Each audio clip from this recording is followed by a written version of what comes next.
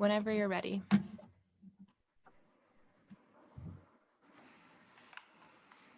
Good evening, everyone. We are meeting tonight under extraordinary circumstances. Our community, along with communities around the country and the world, have been observing social distancing and other health safety measures to slow the progress of the COVID-19 pandemic for many weeks.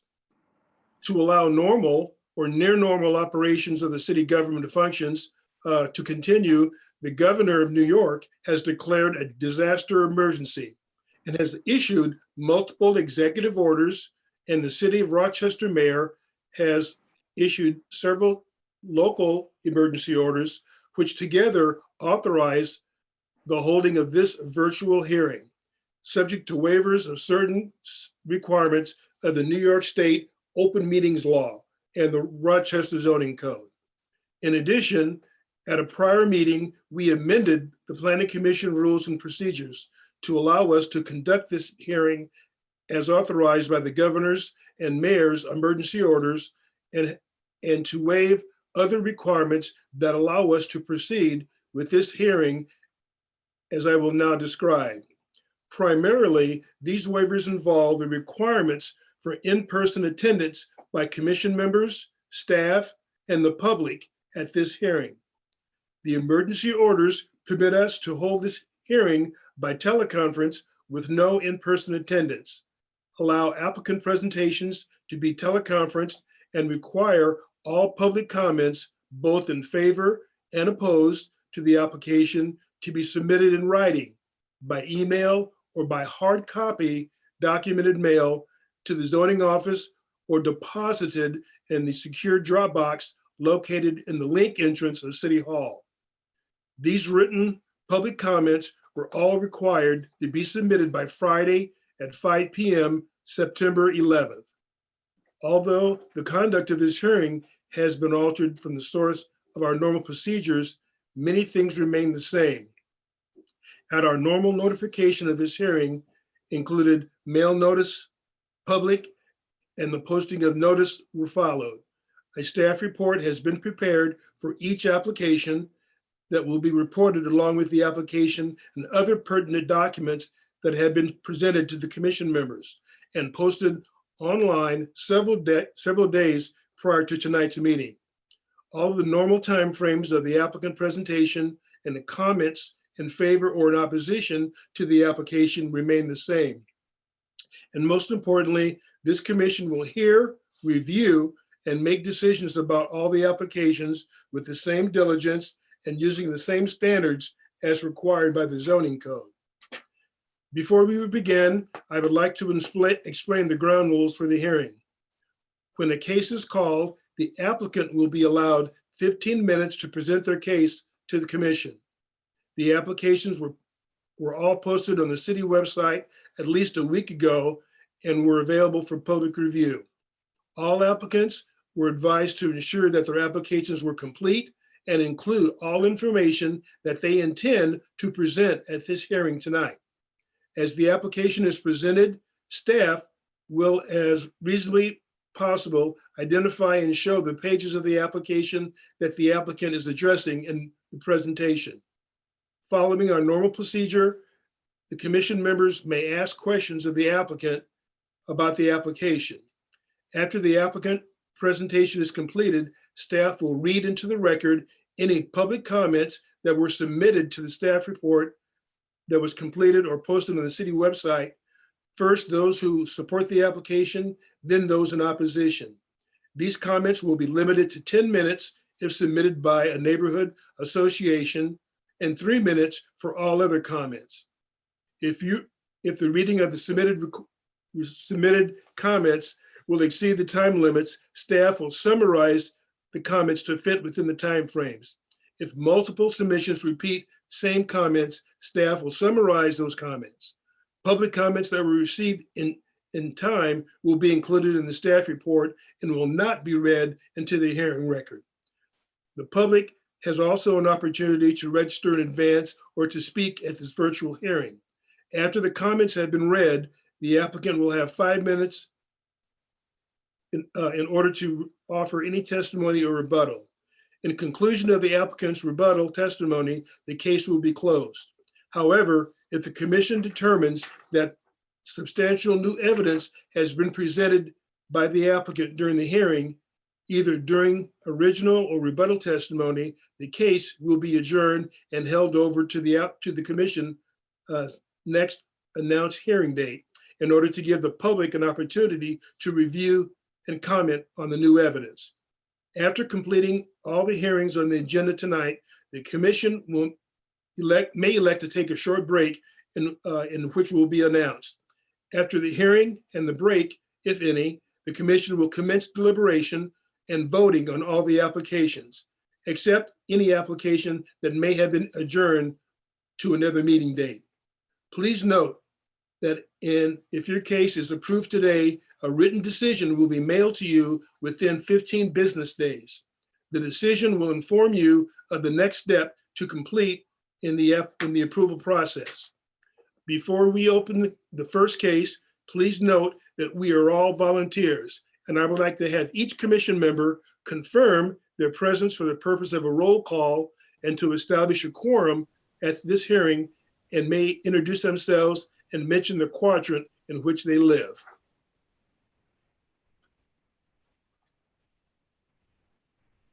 Mary Carroll, East District. Brad Flower, South District. Milton Pichardo, Northeast, I'm sorry. Eugenio Martin, Northwest.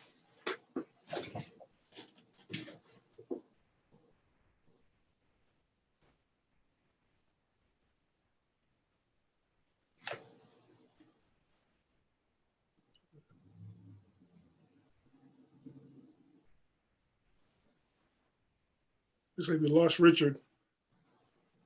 Well, I'll jump in. This is Steve Rebholz, East District.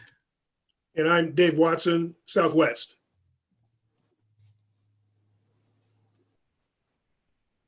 Have we got Richard? Richard, did you try *6?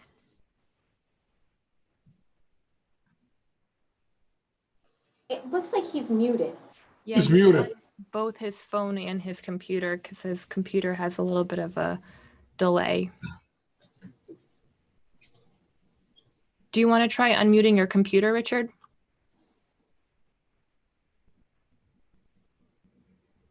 There you go. That'll work then. Yeah, Richard Mauser, Southeast. Okay, thank you all. Anna, may we have the first case, please?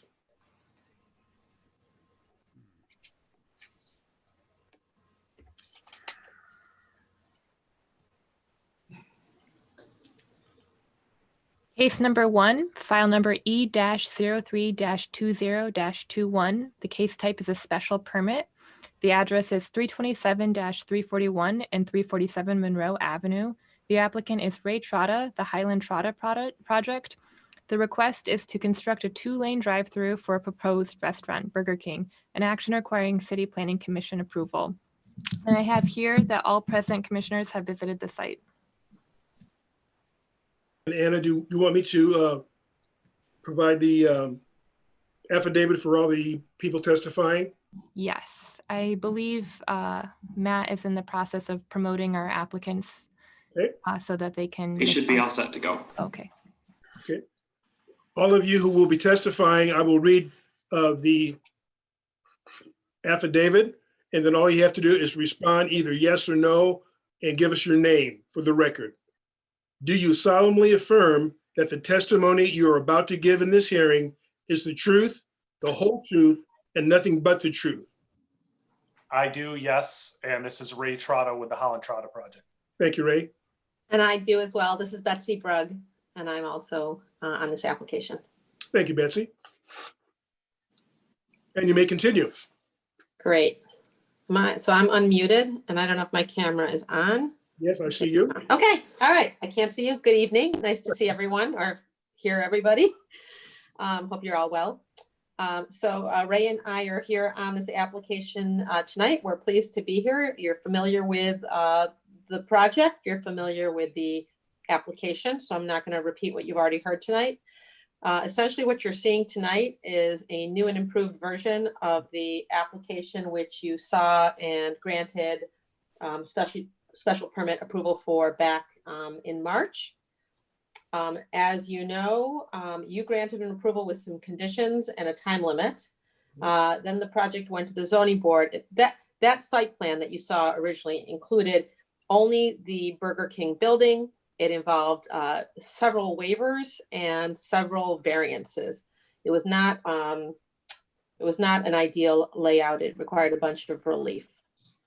The zoning board denied the variances. The developer went back to the drawing board, and I believe we have addressed all of the concerns that really were raised in connection with that proposal. This is a prominent intersection of Monroe and Alexander. So the new plan is to include a building on the corner, a 2-story building that is intended to really create a street front presence and to provide that kind of visual prominence that's appropriate for that intersection. So we're showing on the plan a 1,400 square foot retail building. The rest of the site plan actually remains the same. There aren't really any other changes. We're here tonight to show you this new plan, to get approval in connection with the new plan, and specifically to request that the 3-year time limit be removed. As a practical matter, we cannot get financing for a project with a 3-year time limit. Unlike a special use permit for something like extended hours where you don't have to build any building for that purpose, this special use permit actually requires and is very closely tied to the site plan and the construction of the building. So this building is really designed with a drive-through, with all the improvements, associated with the drive-through, the drive aisle for the drive-through, the stacking lanes and the menu boards and things. So this project cannot proceed with a time limit on it. I think that we now have satisfied all the concerns that were raised both by this board, by staff, also the concerns that were raised by the neighbors. I think there was one objection, one neighbor that just objects to drive-throughs.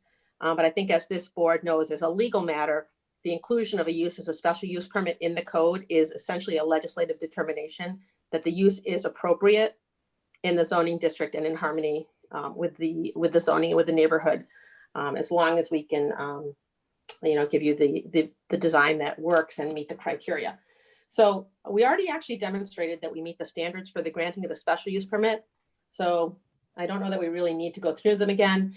We did submit a very detailed letter of intent that does, again, more carefully and thoroughly go through the special use permit standards. I do believe we meet them. We continue to meet them.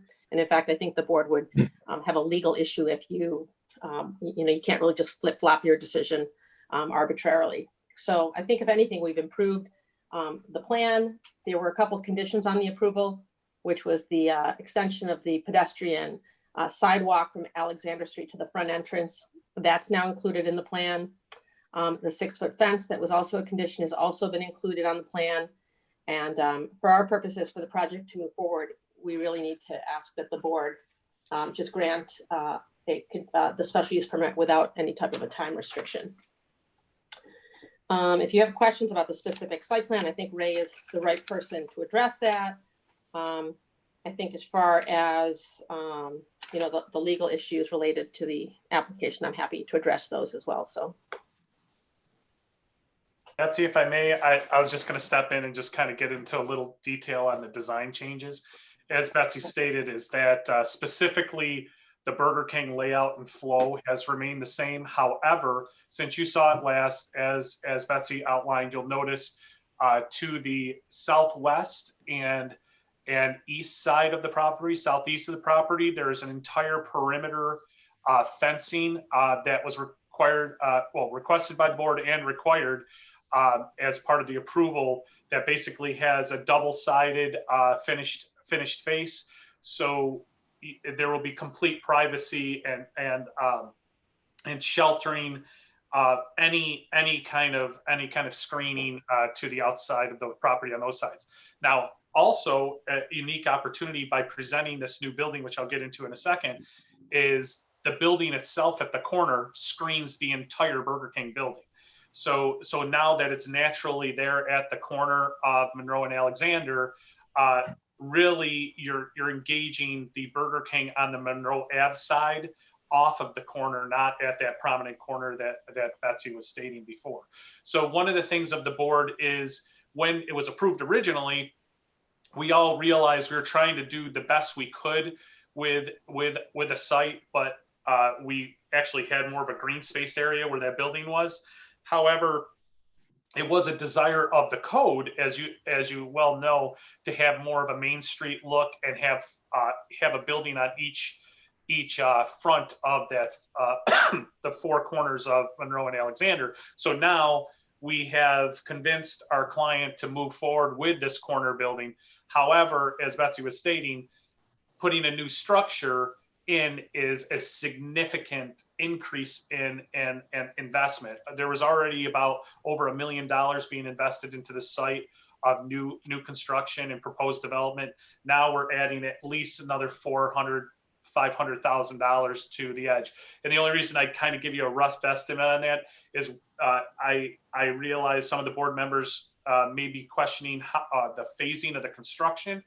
And we will build, our intent is, if approved, we will build the Burger King first. And then we want to build the other building second, but we also want to have a little bit of time and an opportunity to court a specific tenant to take that building. So that would obviously help in the financing and help in everything to actually build it. However, from a construction standpoint, all of the site utilities around the building would be constructed. So everything would be constructed. However, probably as part of the approval, the sidewalk that's going from Alexander to the Burger King, that's on the southwest portion of the building, the new building, the 1,400 square foot building, that would be constructed, but we would probably, while the Burger King is going under construction, leave that as a grass area until the Burger King was done and established, and then we would build that separately. We could leave it as gravel, but I think it would make more sense to have it grass for a little while and just mow that and maintain it. That's at the edge. But all the site amenities that are associated with this project will be done. The other thing that was added is inside the fencing, we added a significant more landscaping on the inside of the fencing. Not that impacts the neighbors, but it just beautifies the project as you're circulating the site as well. Some of the things you'll put of note with the building that we're proposing, we would have to go back to the board if we changed anything, but it does meet all of the requirements of the building standards, meaning all the fenestration requirements, percentages of glass, things of that nature. It is what we wanted to do and wanted to approach it a little bit differently. We didn't want to have a 2-story fake facade. So we actually have a 2-story facade. How this building is constructed, and you can see from some of the details, is have a clear story in the front area that's on Monroe and Alexander, and towards the rear, it would have a mezzanine in the back, so an open mezzanine. So you really truly get that 2-story, not only look, but it's a 2-story building. So that was the idea, have nice natural light in there. However, I will state, if a tenant comes in and wants a couple of changes, we would obviously come back to the board with anything that was a change to that. And we don't intend on that, but if a tenant comes to us and obviously it's a viable tenant, obviously we would address that when it comes to the table. That being said, I wanted to say that everything was addressed that you requested before we went last time to the zoning board. However, the zoning board just didn't like the idea of having any of the setback variances or things of that nature with the project. So now we're coming back to you with a minor site plan modification that basically just takes that green space area, puts a building there. As Anna said before, by putting a building there, now you have 2 buildings, and you no longer have to grant the waiver that you already gave us for the additional spot, because now the parking's shared between the 2. And we have a very nice structure that naturally shields the Burger King building. I will state some of the materials that we're using right at the moment and proposing on the exterior of the building meet the overall ordinance. I originally designed it to be more of a metal urban looking building. And that does not meet the ordinance. So we would need a variance for that. So that's why it's changed back to the materials you see now. But that being said, any questions you have for me on the design side, I'd be more than happy to address. And one thing of note, you'll also notice there's quite a bit of access that we included from all sides. So we have kind of a unique, when you're at a corner building, you have access from Monroe Avenue, access from Alexander, and access that would be the main access where there's a large concrete area in front of the 1,400 square foot building right from the parking. Right, anything else? It was just- Can Go I just add one thing? Go ahead, I'm Betsy. cutting you off. Yeah, I was just going to add, so in respect to the 3-year time limit, the board noted that that was based on concerns for pedestrian safety and pedestrian experience. I think that the improvements that have been made to the site plan have significantly changed the pedestrian experience. And I think that we, will have a very, we have a positive relationship to the public way and to the sidewalks. And I think that that has been addressed. And I don't believe there is any pedestrian safety concern actually supported in the record. I think Monroe County DOT and the fire department looked at this and both signed off. So I don't think we have any pedestrian safety issues. So hopefully the board is comfortable eliminating that 3-year limit. And if it hasn't already been said, this is a fully code compliant plan and we're not requesting any, waivers from the board. And if I might add as well to what Betsy said, is if you notice the crosswalk and where we moved the pedestrian access is direct access right to the crosswalk. Before, if you notice, it was a little bit of a meandering to get there. So from a safety standpoint, you go directly from Alexander right across. And if you're coming from Monroe Ave, please footnote that there's a 10-foot sidewalk around the entire perimeter of the building. So there's really, from a safety standpoint, it's pretty safe. There's also on the, if you will, the east side of the Burger King building, there is a sidewalk that goes right up through that drive-through window to that drive-through window. So you really, from a pedestrian standpoint, you're not engaging into the drive-through aisle at all, which is really kind of nice, especially in a tight site. One thing I'd like to note too is with the building there, it not only screens the Burger King, but one of the things that was also a variance request before was the dumpster is now 100% screened by the building. So when you're at the corner of Monroe and Alexander, you cannot see that dumpster. There's a structure in front of it. That's my 2 cents. I'll answer any questions. Okay, thank you very much. Could I just, in order to allow the applicant to address it, this is Tom Worth from the Law Department, and in terms of seeking a change to the deadline, you're not seeking a change to the regular condition of pulling a building permit in 1 year, right? No, and actually, if I could address that, is we plan on, part of the reason of we wanted to streamline as much as possible. They actually want to build the Burger King this year. So they want to start construction as quickly as possible. So if we receive approval within a week, I'll be submitting for building permit for the Burger King space. Okay. The only thing we were seeing on is we will stagger, we will build the Burger King first before we build the retail building up front. So you're not seeking a waiver of the requirement to get a building permit. You're seeking that the condition that was imposed in the prior approval not be imposed in this one, right? Correct. Yeah, Okay. The time limit. Right. Yeah, the 3-year, that the prior approval was just for 3 years. Right. And that's the only thing you're seeking time limit wise to change. Right. We'd like to eliminate that. Okay.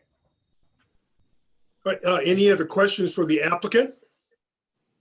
No, and just to expand on what Tom was asking, the prior approval we found from the bank size was almost like giving us a temporary approval is what they saw it as. So that's why securing financing, now we're even going for more, well, another $500,000, it's even harder to secure. So that was the reason for removal of that, or request for removal. Thank you. Any other questions for the applicant? Yeah, this is Steve Rebholz. Yes, Steve? Yeah, just to, I guess, clarify, if I understood what you said, the retail space on the corner will not be built until a tenant is secured? Or is there a time frame? So there's a number of arguments being made that variances are not required, and the 3-year, the 3-year temporary is not viable because you need to get the loan. And yet the the solution for that, the retail building on the corner, it still feels a little tentative to me. So you've presented us with something that you're also telling us won't happen until a tenant's secured, and it leads me to what I'm happens not sure. if the tenant is not secured. I'm not sure it's actually that, essentially what it is that the Burger King is ready to go. And the, we've come up with this building just recently. So I think they'd like to they're going to market it. They're going to go out there and aggressively market this building. The hope is that we get a tenant really soon, but we are committed, our client is committed to building this building. That is correct, Stephen. And just so you understand, and I clarify for the board, our intent is to build the building. That what I was bringing up is when a tenant is secured, because we do not have a tenant right now for the building. The building is built based on the site constraints, the code requirements, and what we felt was appropriate in that space. However, it's more from a design standpoint. Now, however, when a tenant actually wants that building, say a month from now, there could be changes, and we may have to come back to the board just to look at if there's changes to that building. If we get a tenant that just wants to take the interior space, that's fine. Then it's built as shown. But we anticipate that, as you know, any tenant of a commercial space always wants to put their little touch on it, and I just don't know what that is. It'll still have to meet code. It'll still have to meet and if there is any variances, they would have to go in front of the zoning, and that would be a tenant requirement. But I wasn't saying we weren't committed to building the building. I was just saying that we're committed to the footprint. We're committed to the height. Things on the exterior could change, and obviously the transparency requirement. As from a designer standpoint on your side, you kind of know the transparency requirements that are required for at Monroe and Alexander. You can't really reduce the glass. I mean, you're almost at the bare minimum right there. The only thing you could reduce is on the second story, but that's the only thing that I could see different in that regard. Hopefully that answered your question. Okay, yep, thanks for that clarification. You're welcome. Thank you, Steve. Any other questions for the applicant? Yes, this is Milton. What do you expect the occupancy to be for the new building, not the Burger King, both buildings? It's a good question, Milton. And what we've talked internally about is it's going to be a commercial space of some kind. We've gone all over the board to like a sandwich shop, but there's certain requirements at the Burger King being taken. Obviously, they're investing. They can't be competitors to the Burger King. It also could be an office space, or it could be some kind of, technical center of training or something of that nature. I mean, it's going to be appropriate to what's in the neighborhood. And it has to complement the buildings that are on either side. To answer your question specifically on who's taking that, we're not sure if it's going to be an office or it'd be office, probably mercantile office, possibly medical office, or like some kind of food service, coffee shop, things of that nature. All right, thank you. And this other question is mainly for Tom. Since we're reviewing this application, I'm really concerned, depending on what type of business goes there, then do you think we're gonna have problem with parking? I know we're reviewing this and we are approving 13 parking for this one, this application. Before we didn't have the building. Now we're gonna have a new building that could be, like he said, any of those. So when it comes to the parking, how can we even look into that? So you're approving here, not the whole site plan, but a special permit for drive-through. Right. So, but let me ask you, so you're thinking the possibility that if the parking is insufficient, the drive-through might not function? Well, what I'm saying is that, yeah, we are approving this now for the Burger King. I'm sure it's sufficient for the Burger King, but then just looking into the future of brand new structure, I'm just concerned, depending on what type of structure is gonna go there. If Oh. we are, So. I'm going to jump in real quick.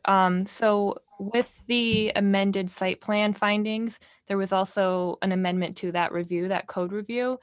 Parking was a part of the parking requirement was reviewed, and the parking requirement for retail sales and service is the same as office. So that was we used a variety of uses when reviewing the updated parking requirement for this proposal. okay, thank you. Betsy, you had a comment?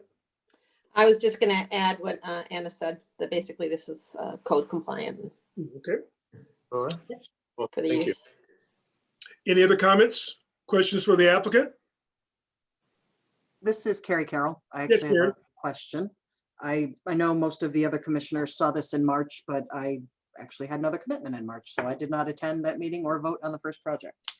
And I guess my question is focusing specifically on the drive-through. Are there any controls in place to keep traffic from queuing up around that corner out onto Alexander and back along towards the school? That seems to be a problem in some of the other, very small sort of tight lots like this. There's one on East Avenue, I won't mention by name, that sort of consistently has traffic parked across 4 lanes waiting to pull into the drive-through. And I like that it's the 2-lane system, but is there any other control in place to keep that from happening? Actually, excellent question, Karen.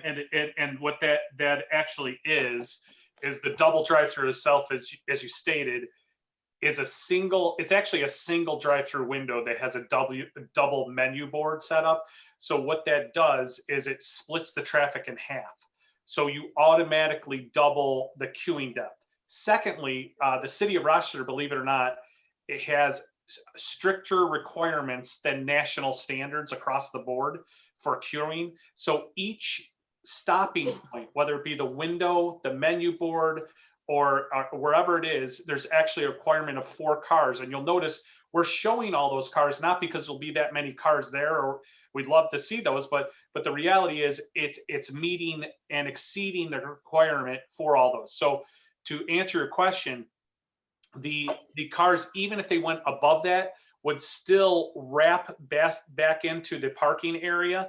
And that's one way in from Monroe Avenue to the main parking area, and then one way out from the drive-through area with a bypass lane. So basically the only potential would be to come out of Alexander Street for a backup, but that would take an additional, we looked at additional 7 cars on either side. So that's 14 plus the 1, 2, 3, 4, 5, 6, 7, 8, 9, 10, 11, 12, 13. So you're talking nearly 30 cars in the drive-through. It could handle, which is That's quite the queue. exactly, compared to quite frankly, not to degrade them, but the Dunkin' Donuts across the street can handle about 4. So we're in a little bit different scenario, and we designed to accommodate that. And also from a safety standpoint, if you notice that hatched area, which I mentioned before, that's a complete bypass lane. So you could, if someone is in there, they could get out of the site, and from a safety standpoint. Excellent. Thank you very much. You're very welcome. Any other questions for the applicant? I have one. Yes, Richard. Is there any landscape screening for the parking?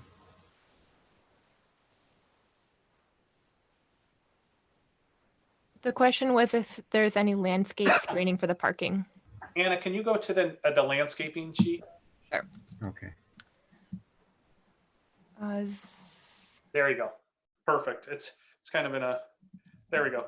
So if you notice, we have a considerable amount of landscaping between the building and the parking. The whole back door has a series of arborvitaes that are at the back door from the back of the house. And then the parking itself has trees with underplantings as well at the Monroe Ave site. At the Alexander site, there's obviously a 2-story building that right there that you're not going to see the parking because you have a 2-story building. Then you have trees on the other side, and we're keeping, as you notice, the lighter trees. Those are existing trees right now. We're not touching them. So those lighter trees will stay there. So the existing larger growth trees, other than the one right at the corner where the retail building, that tree will be replaced with a 2-story building. The other 2 trees further down will be kept. And if you see the one at Alexander that looks lighter, that's an existing tree. And then we're adding additional trees. So I don't think we could actually handle any more plantings on the site, to be honest. There's quite a bit. There's quite a bit. Okay, thank you. You're welcome. Any other questions for the applicant? Mr. Watson, do you feel that we need to go through the legal standards, or are you satisfied with the written submission on that? I think we're satisfied with that. Okay. I always offer, you know. I understand. Thank you for offering. If there are no other comments, Anna, we have the testimony. So comments for this project were accepted until 5 p.m. Friday, September 11th. Comments received by comments received after September 4th, 2020 have been sent to the Planning Commission. So those ones were copied in with the staff report, but the ones that were received after the publication of the staff report, they were posted on the webpage, and I will read them here into the record now.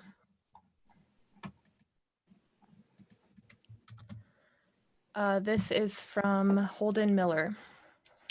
I received a postcard in the mail notifying me of a proposed project near my residence and that I have the opportunity to provide input. I live about 700 feet from the proposed Burger King at 327, 341, and 347 Monroe Ave. I've been an owner-occupant for the past 9 years and more recently a landlord with a neighboring property, and what I and my tenants cherish most about this neighborhood is its walkability. Residents, businesses, and the city's Department of Neighborhood and Business Development have invested a lot of their resources towards strengthening this commercial corridor, and I would hate to see all of that good work go to waste. As you know, Monroe Ave is a vibrant commercial corridor that serves as a gateway to our urban core. Monroe Ave is home to many well-loved Rochester establishments. It is serviced by RTS Route 47, and it is starting to get some basic bicycle infrastructure. Seemingly small decisions like drive-through permits are important because Monroe County is trying to make a case for more transit investments through Reimagine RTS. To justify good transit, we need walkable streets and better urban buildings. If Rochester waters down land use with drive-throughs and other suburban development, it harms our ability to get regional and federal funding for critical investments. Drive-throughs are undesirable in walkable areas due to the excessive traffic generated onto and over the curb cuts and the sidewalk. People using drive-throughs are often distracted, holding a bag of food and paying attention only to the oncoming traffic on what is a busy Monroe Ave. Cars will end up pulling over the sidewalk and bike lane to wait, blocking it for people walking or biking. Inevitably, cars will end up driving over what should be a safe, secure, and inviting pedestrian space. This project is a great example of how a small land use decision can impact people's health in a very direct way. In addition to the noise pollution from a car's stereo, engine, and the squawk of the intercom box, there's a particulate pollution that comes directly from the tailpipes of a line of cars idling each day and night. These particulates are what cause asthma and other lung problems that disproportionately impact poor people and people of color. This kind of particulate pollution would be harmful to the workers and people living at the Alexander House, a sober living home directly to the south of the proposed Burger King at 184 Alexander Street. This might seem like a moot point during COVID-19, but with drive-thrus, corporate chains cut expenses such as having a dining area to sit and eat or serving people on foot in their immediate neighborhood. Instead, a business model is designed around a steady stream of customers coming in from elsewhere and idling in vehicles. Respectfully, Holden D.P. Miller.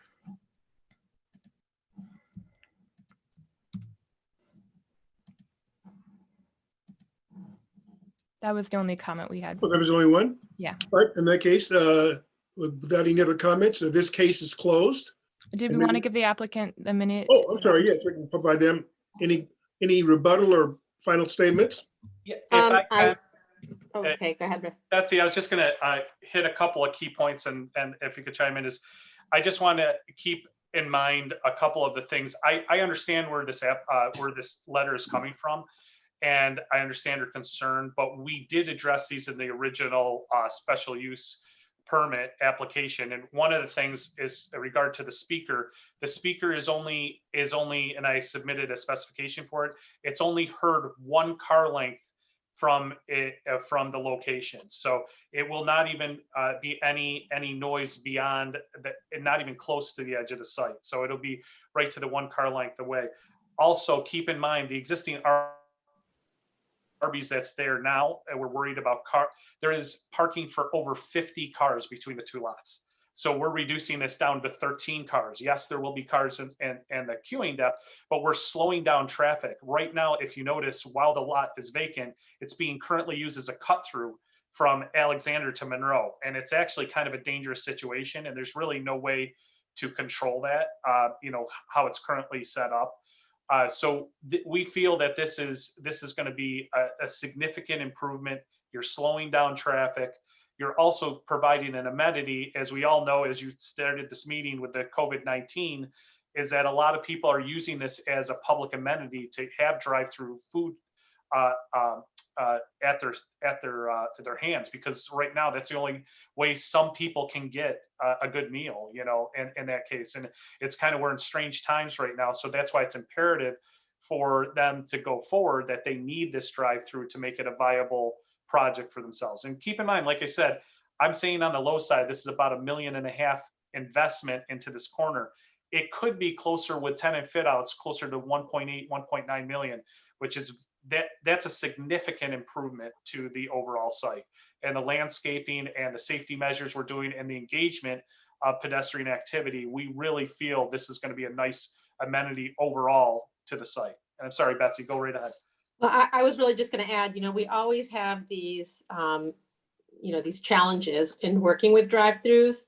There are folks out there who just don't like drive-throughs, but again, as the board knows, there's been a legislative determination to include this in the code as a special permit use, which essentially means it is a permitted use in the district. So it's our job really to try to produce the best site plan and to give you the kind of the best, the best drive-through design that we can give you. And I think that's what we've achieved with this plan that we did not have in the initial submission. I think with, the landscaping, the location of the drive-through, and the addition of this building at the corner to screen the drive-through and create that kind of pedestrian experience that we wanted to see. I think that we've hopefully accomplished those objectives and given you the best possible layout with this particular proposal that you have in front of you. All right, thank you. Any other final comments? None being said, we'll close this case and we'll have the next case, please, Anna. Thank you. Thank you. Thank you very much.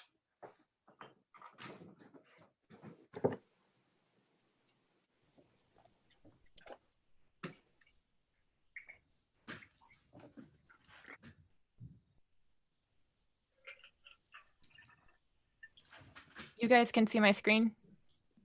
Yes. Okay, thanks.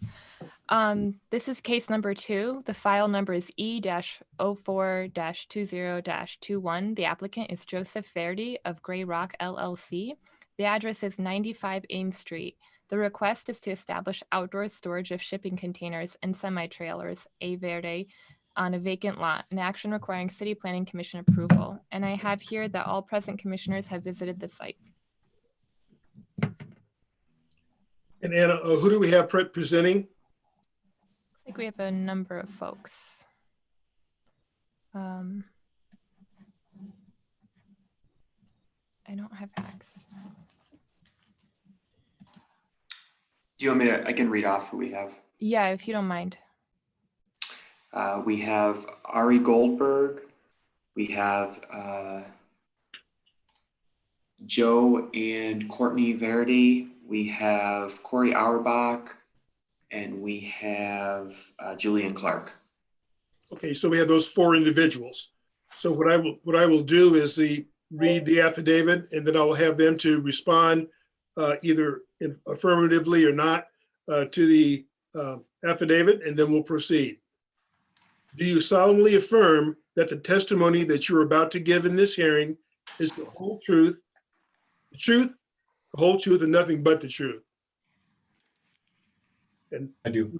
Respond and give us your name for the record. I do, Julian Clark. Yes, Corey Auerbach. I do, Courtney Verdi. I do, Joseph Verdi. I do, Ari Goldberg. Okay, you may proceed. Thank you so much, Mr. Chairman, members of the board. This is Corey Auerbach from the law firm of Barclay Damon. As was just indicated, I'm joined by my colleague Ari Goldberg, the engineer for the site, Julian Clark from Plumley Engineering, as well as representatives from the applicant, Courtney and Joe Verdi.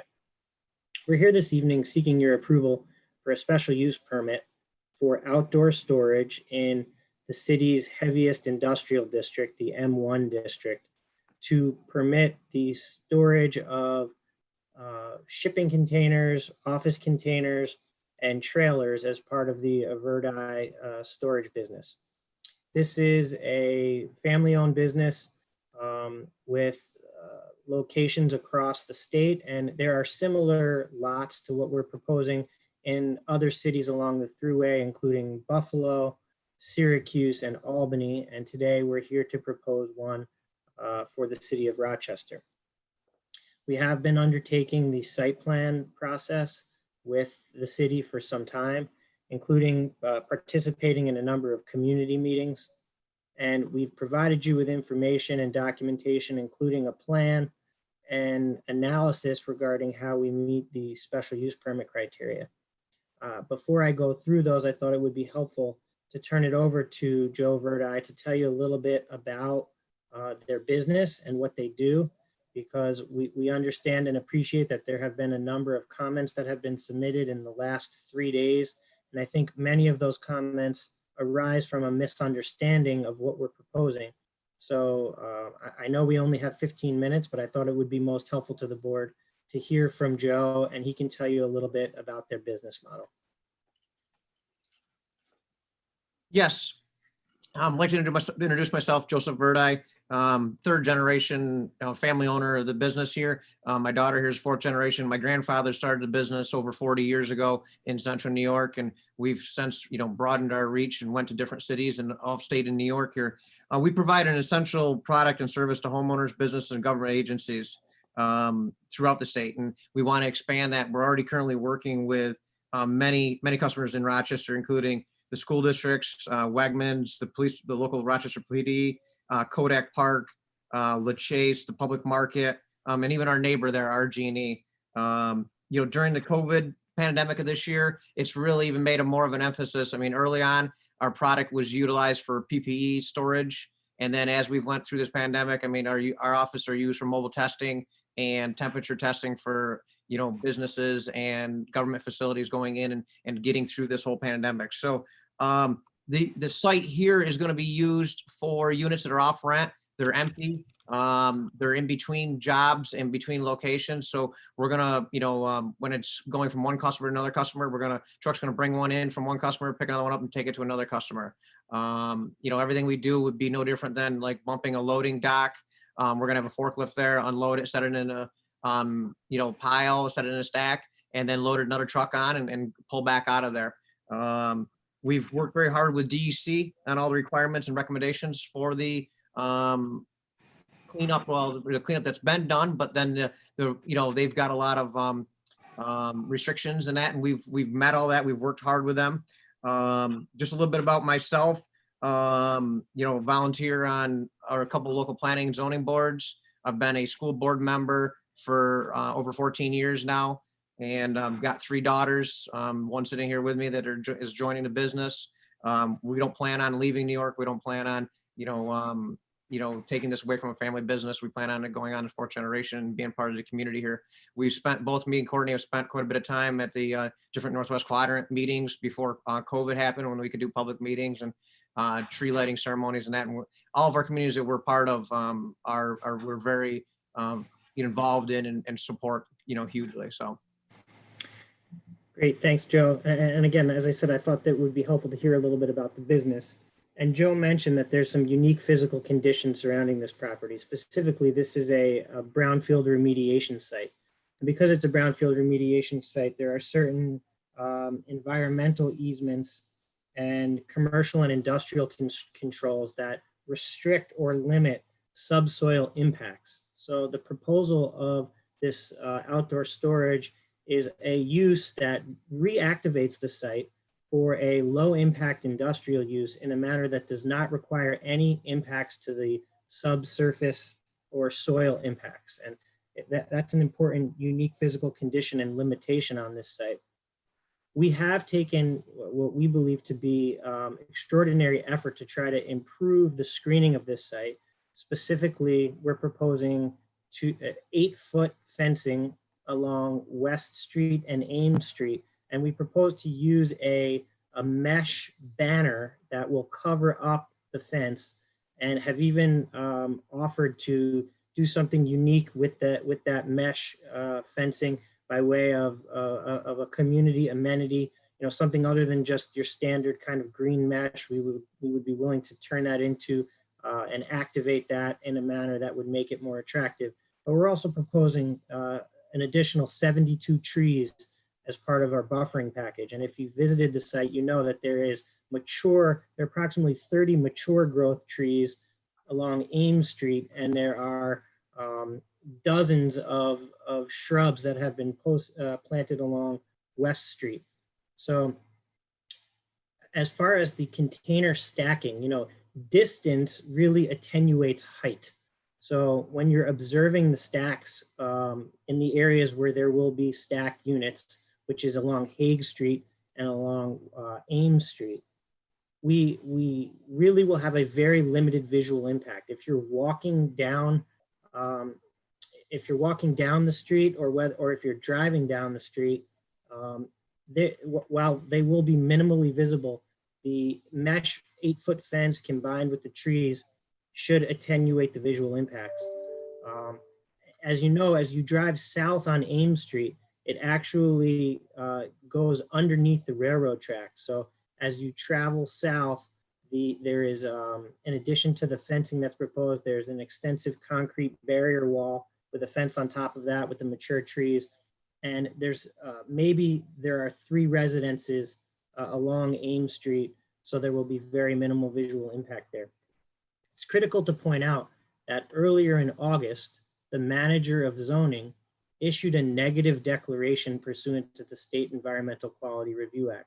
In other words, the manager of zoning, acting as the lead agency, determined that this proposal will have no potentially significant environmental impacts.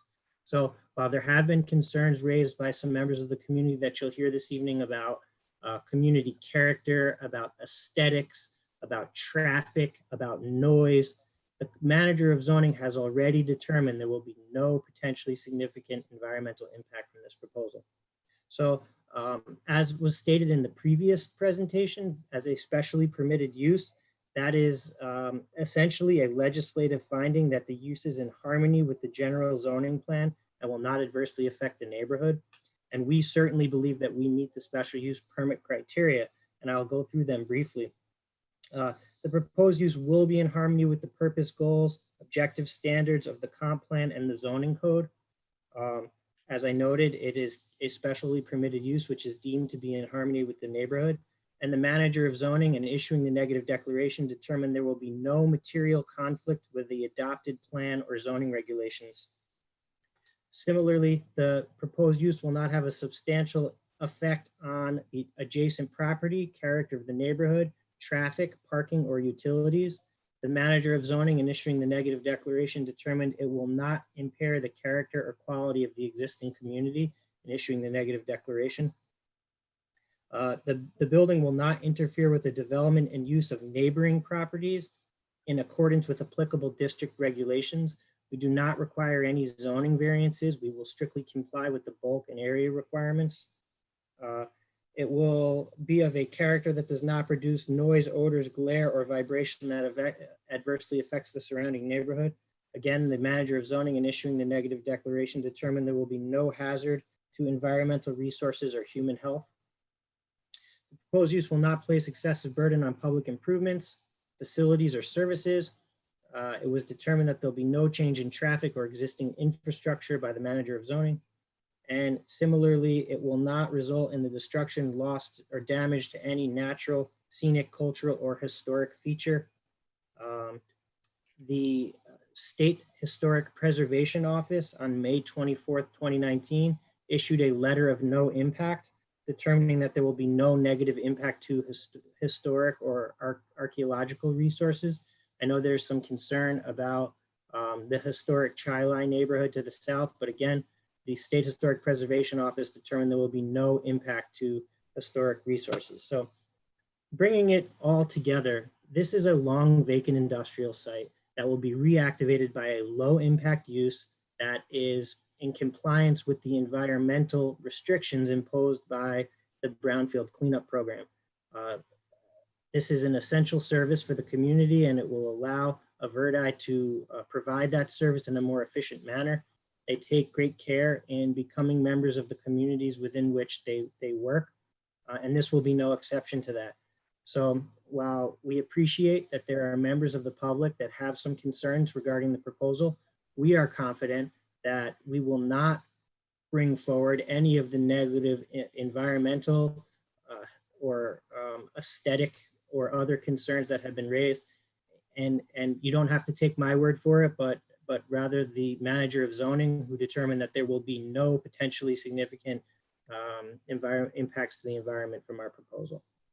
So Joe, Courtney, not sure if there's something that you guys want to add in closing. Just, you know, like I said, I guess the essence of, you know, we provide so many local businesses and, you know, services to, you know, the area, and we want to provide more. I mean, whether it's, you know, fire and, you know, water restoration companies, and when sense of emergencies, and just like the pandemic that's going on now, or our services we can provide for, you know, so many different areas. And our current manufacturing facility that we have in Savannah, New York, that we build these units at, and you know, we're even looking to grow and add and, you know, become part of the area and expand further as the time goes on, or whatever, in this you know, area and at this location. Yeah, 14-acre former brownfield site zoned M1, the city's heaviest industrial district. You know, if not here, where would it be appropriate? And we certainly believe that with the additional screening, the 72 trees, the 8-foot fence with the mesh barrier, the distance that will attenuate the visual impact, we certainly brought forward a specially permitted use that meets the required standards. And that's not to say that we're not willing to further work with the board if there are additional concerns, because we are. We want to make this work for Averdi, for the city of Rochester, and for the community. And with that, we certainly welcome any questions that you may have. Thank you. Appreciate that. At this time, are there any questions for the applicant?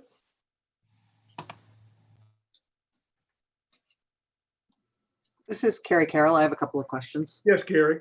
Is there information on this, the fence with the mesh barrier, in our permit packet?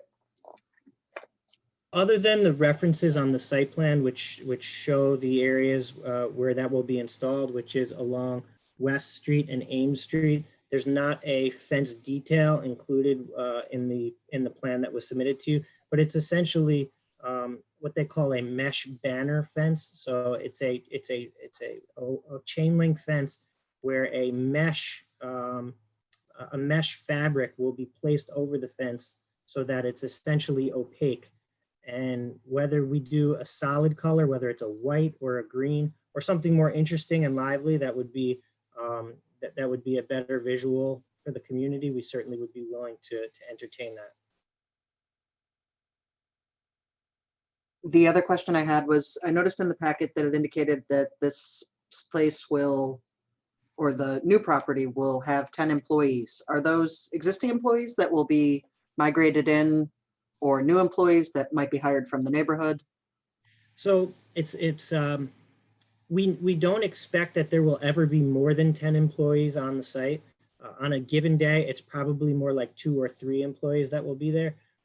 The nature of this is that trucks will be delivering and picking up trailers from the facility. There will be a presence there on a regular basis, but it's not anticipated that there will be, for example, 10 new jobs created. But in providing the parking standard, we built it off a maximum number of what would ever be at the site, and we don't anticipate there ever being more than 10 employees at one time. And to add on to that, we have one current employee from Rochester. And then we would actually probably be looking at hiring 1 or 2 other people to operate out of there. Thank you. Brad Flower, I have a question regarding lighting. I see that it's a part of the packet that we are needing to waive, that there is no lighting currently proposed. Can we talk a little bit about that? And can you guys give me some understanding on what type of usage will there be drivers in and out throughout all hours of the night? Is it otherwise secure and safe and not really any potential whatsoever for any pedestrians to kind of wander onto the site in the pitch black? Just help us to understand that a little bit.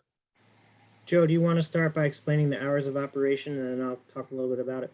Yes, of course. So pretty much most of our sites and most of our places we go to are, 7 to 3, 9 to 5 type businesses and that. So our hours of operation would be 7 to 7. So typically during daylight hours that we'd be in and out of there.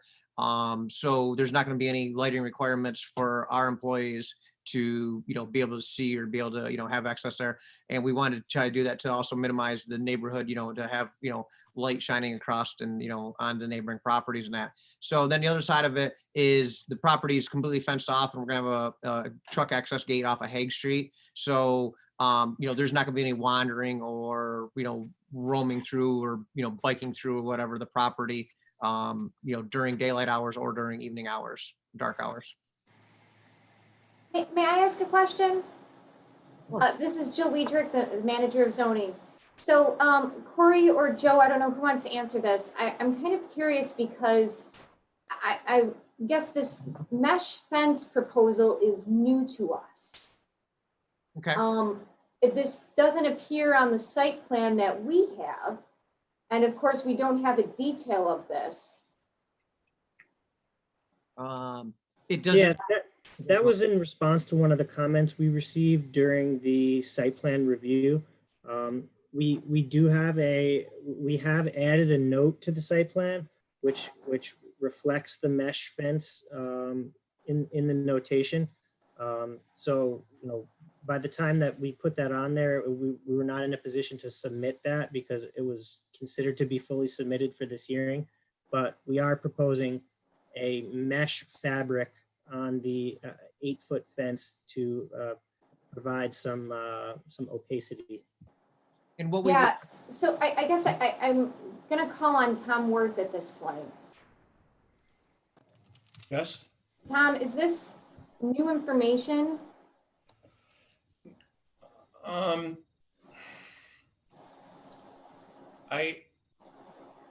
No,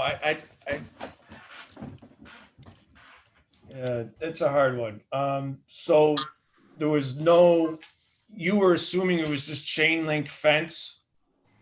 Yeah, we have received no information regarding a mesh fence. And in fact, that's not something that we can be supportive of. Well, we offer that as a proposal to attenuate the visual impact. We're already proposing an additional 72 trees. We thought that we would offer that if that was something that was preferred, but it's not. We're trying to show our willingness to assist with attenuating visual impact here, since that is one of the areas that we're asking for the waiver on. Right, absolutely. No, I totally understand, and we do appreciate you being creative and trying to, figure out means to address the visual impacts of the proposal. Yeah,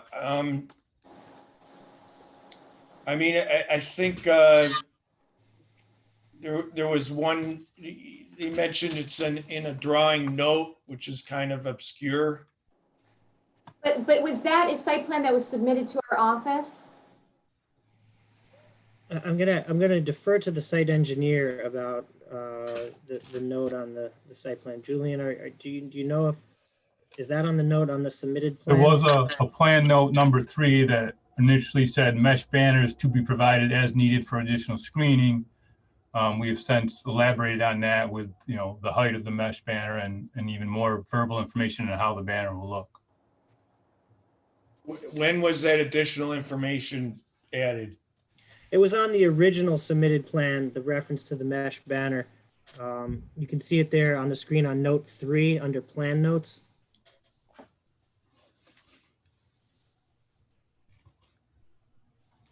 Okay, and this was submitted prior to? Yes, that's in the complete application package that has been on file with the city and has been posted to the city website.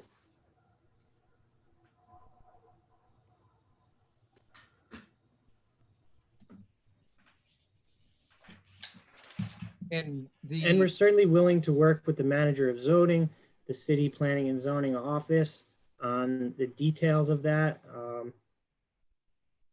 You know, as we move forward with finalizing the site plan, if we are given the privilege of doing so through the issuance of the special use permit. I think this will be up to the board to decide whether that note is sufficient. They're going to rely on the mesh as being a mitigating, aesthetically mitigating, an important mitigating element. Then the board will have to decide whether they have sufficient information to be able to assess that from just having a note on the plan. And Tom, I think at this point, yeah, I mean, the board can take into consideration this note, but again, there's no detail to go along with this. But they can decide whether or not they feel that a mesh banner is sufficient and appropriate. Right, if they think they can do that just in their mind's eye without having, you know, some depictions of elevations or something of what it would actually look like. I don't know if A Verdi has used mesh at other facilities and could produce pictures there of what. Yeah, and you've all seen many fences that have mesh banners on them. Many construction sites use them for the express purpose of attenuating the visual impact. You know, a quick Google of mesh banner fence will return dozens of visual images of what that looks like. It's really a preferred alternative to what previously was used, which was a slatting, where slats were placed diagonally through the fence to create some opacity. This allows a little bit of a more creative solution where it's breathable to the wind, but also helps with the visual impact. And it can be white, it can be green, or it can be, you know, more of a, you know, more interesting than that. And we did note it on the original plan that was submitted with the idea that if there were certain areas or that it was deemed to be helpful, that we're just trying to show our willingness to do that and to try to provide additional screening, you know, to the extent the board thinks it's necessary. If you'd like us to work with the planning department specifically, or however you'd like, it's an option that we'd like to propose. And if I may, we had initially, when we visited the 19th ward there with some of the public meetings and that, like we were discussing there about the green slats, you know, it's kind of got an older style look or a more solid look. So we're looking for something more creative, something more modern. A lot of solar field areas where they do solar fields and that are using this mesh. And then we even talked and gave some ideas. A lot of colleges and that are using the meshes. And we do a lot of our graphics and, you know, stuff in our house. And we gave some ideas of, you know, different community events and, you know, colors and graphics and artwork that could be on like the corner, especially being a corner. In our local community, we have an area that we do it. We have one of our facilities in Syracuse has the older greener slats that are from 20 or 30 years ago. We were trying to come up with something that was more modern, more, you know, better for the area. Yeah, well, so the board can decide when they reach deliberations whether they need more information and need to hold for it or not. So. Well, and then they can also decide if it's appropriate or not. So it's not necessarily that they need to hold, they can make a decision what screening material they feel. Yeah, if they feel that it couldn't be made consistent with any of the criteria, then even with mesh, then there's no need to hold.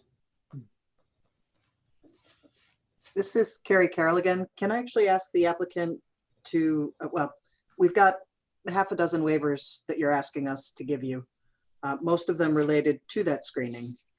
And there doesn't seem to be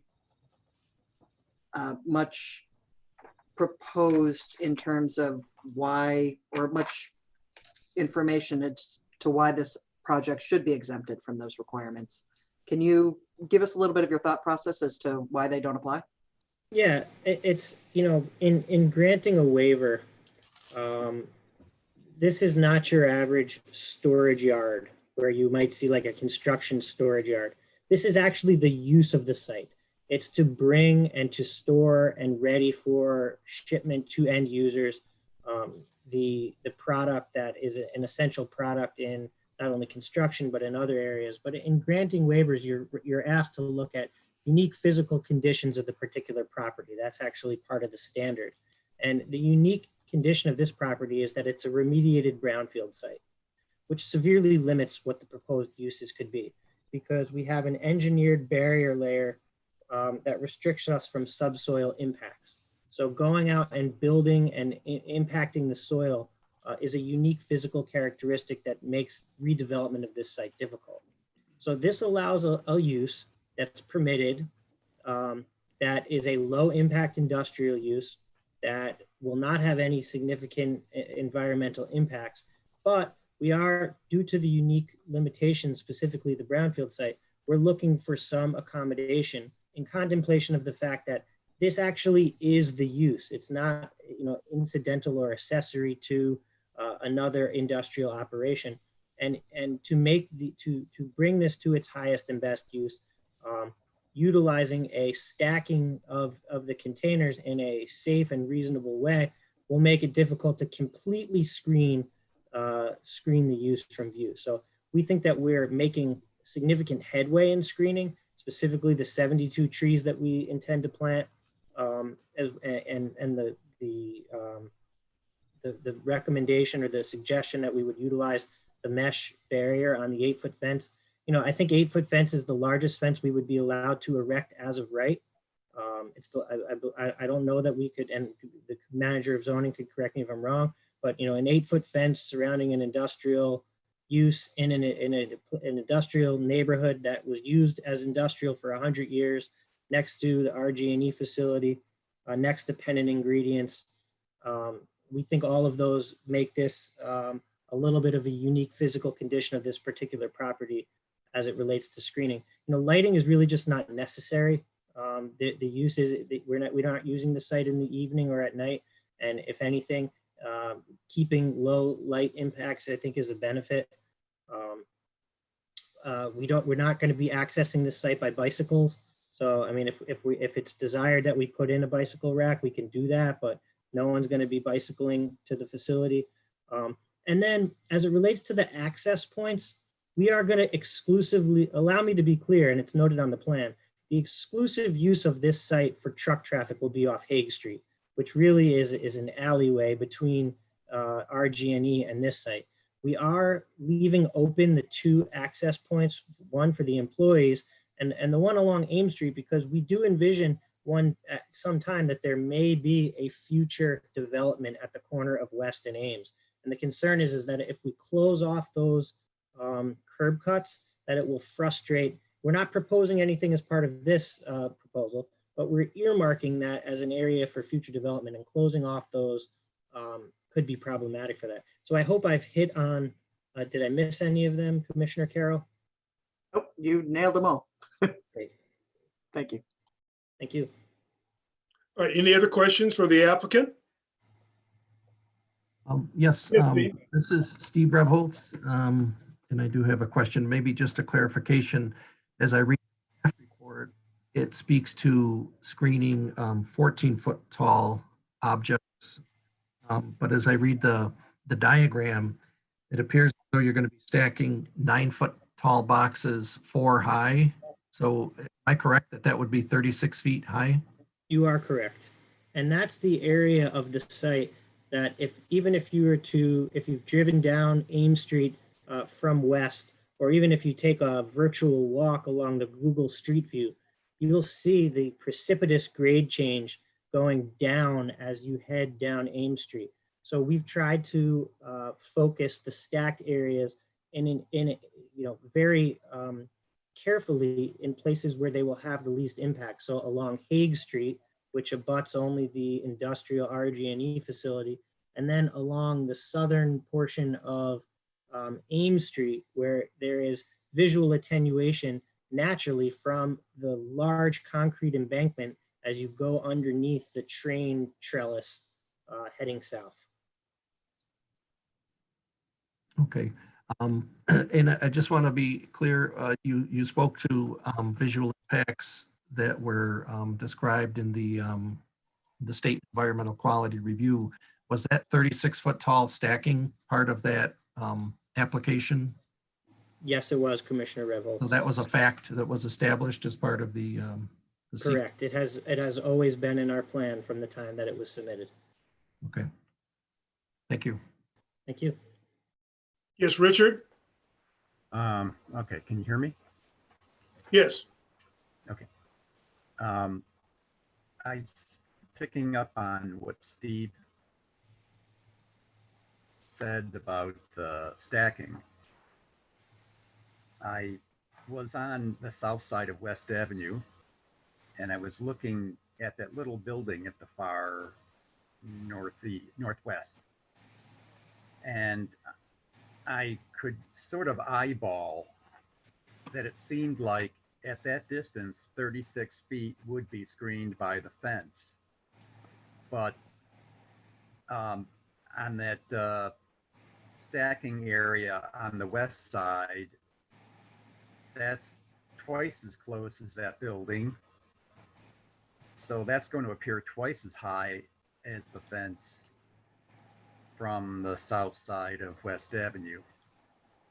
And except for on the east side, if you're not on Ames, but you're on the sidewalks or those other off Danforth Street, they're even going to be more imposing. So my question is, the layout of the site with your staging area, is there any way have you considered other options where that stacking area on the east side moves to the northwest, and possibly even moving the 14-foot high units further to the center with the staging area to the east side, or does that present logistic problems or acoustical problems? So I guess I'm trying to look at how you got to this layout, and are there modifications that are possible? Even modifications like stacking only 3 high instead of 4 high. So those are terrific questions, and I apologize because I was talking about going south on Ames Street, but I meant north on Ames Street. I had my directions wrong there, so you've helped orient me. So the stack containers along Hague Street will be nearly invisible from West Street because of the distance away from West Street, and we tried to locate those more proximate to the west side along the industrial neighbor. The staging area similarly was designed to promote access for drop-off and pickup, and we've provided the vehicle plans as to how they will traverse the site. But to your, and as to the stacked area along the northeast side, that's the area where Ames Street dips down underneath the train embankment. So that's why we focused the stacking in that area. But yes, we certainly would consider moving it further away from Ames Street, or potentially limiting the stacking in that area to 3 units as opposed to 4. It's a balance of maximizing the use of the site with environmental and other considerations. And we're certainly sensitive to the community and to those issues. So we want to make the site viable for its intended use while also balancing the public interest. And yeah, we could consider or think about potentially reducing the stacking specifically in the northeast to 3 containers as opposed to 4. What about shifting that around away from Ames Street towards the west? And maybe shifting the,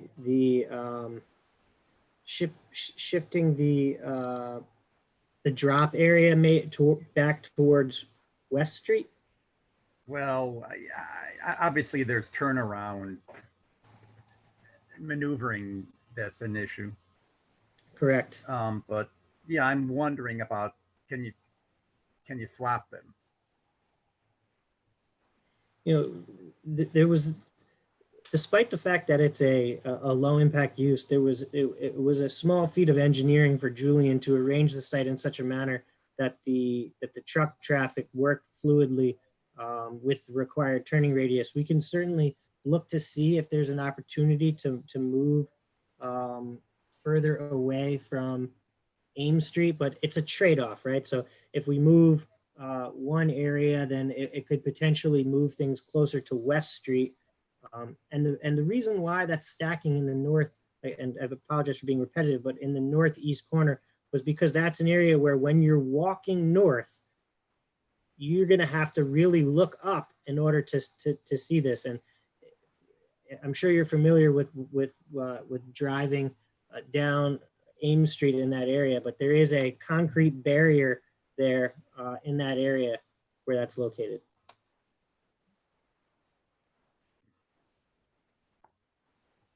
And if it was, I mean, if we have to make an adjustment, I mean, you know, Julian can work with us. If there's an improvement that we can make it for visually, you know, appealing for the neighbors and for the property, we're all ears. I mean, you know, we worked on this site plan, and, you know, yeah, you asked where it derived from. It derived from some of our other current operations, some of the site restrictions. And we tried to come up with the best fit for traffic flow and utilization. And we looked at the impact of, you know, visual. So if there's a recommendation, we're not opposed to make an adjustment if we have to.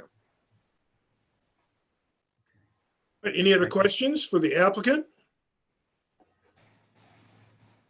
I have a couple myself. Anna, could you put up the site map of the storage area? I can't remember what page that is.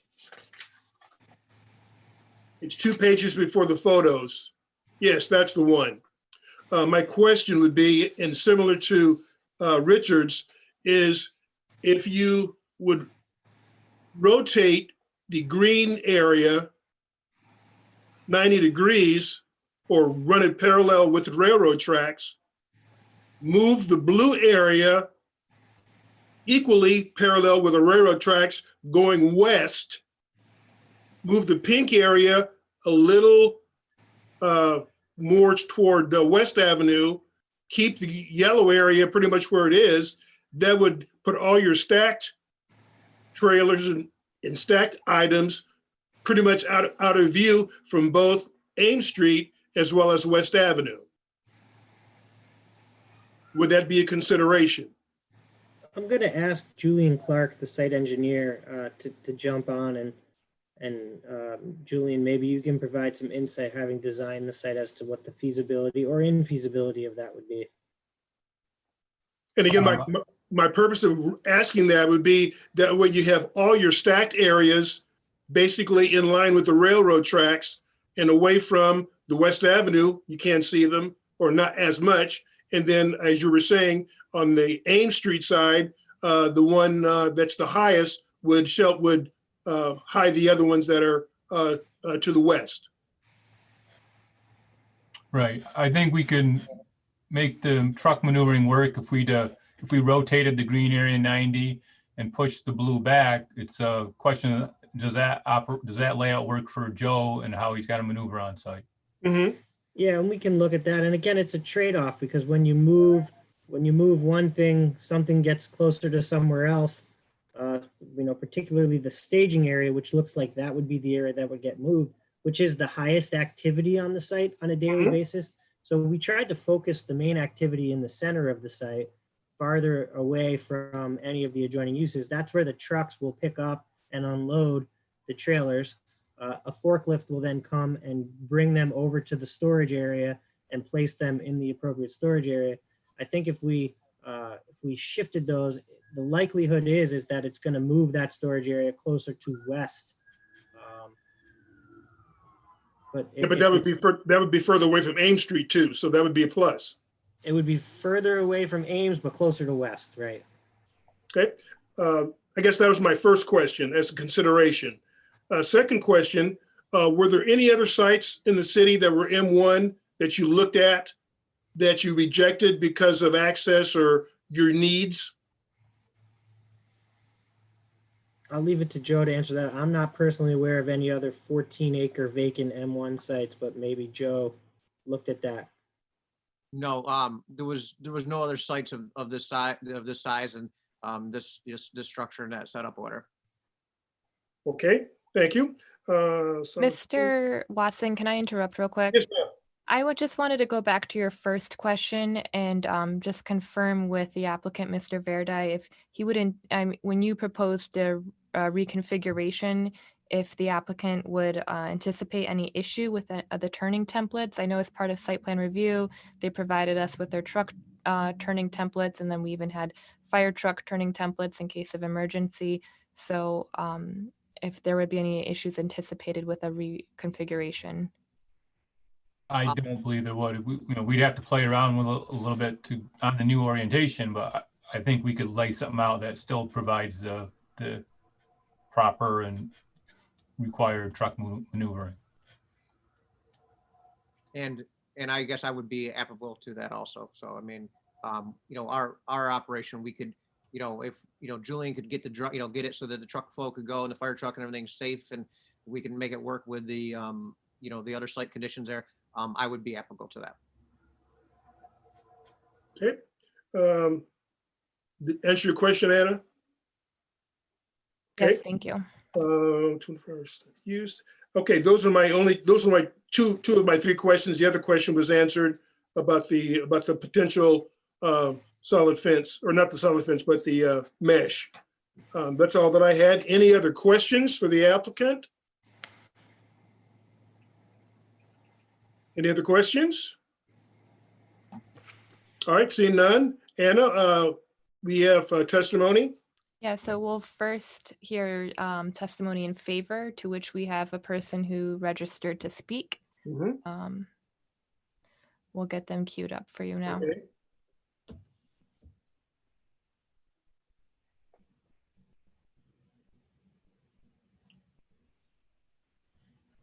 And David will have that person be sworn too. Oh, okay. So Frank is ready for your oath when you are ready, Chair. Okay, Frank, this is the affidavit for your testimony.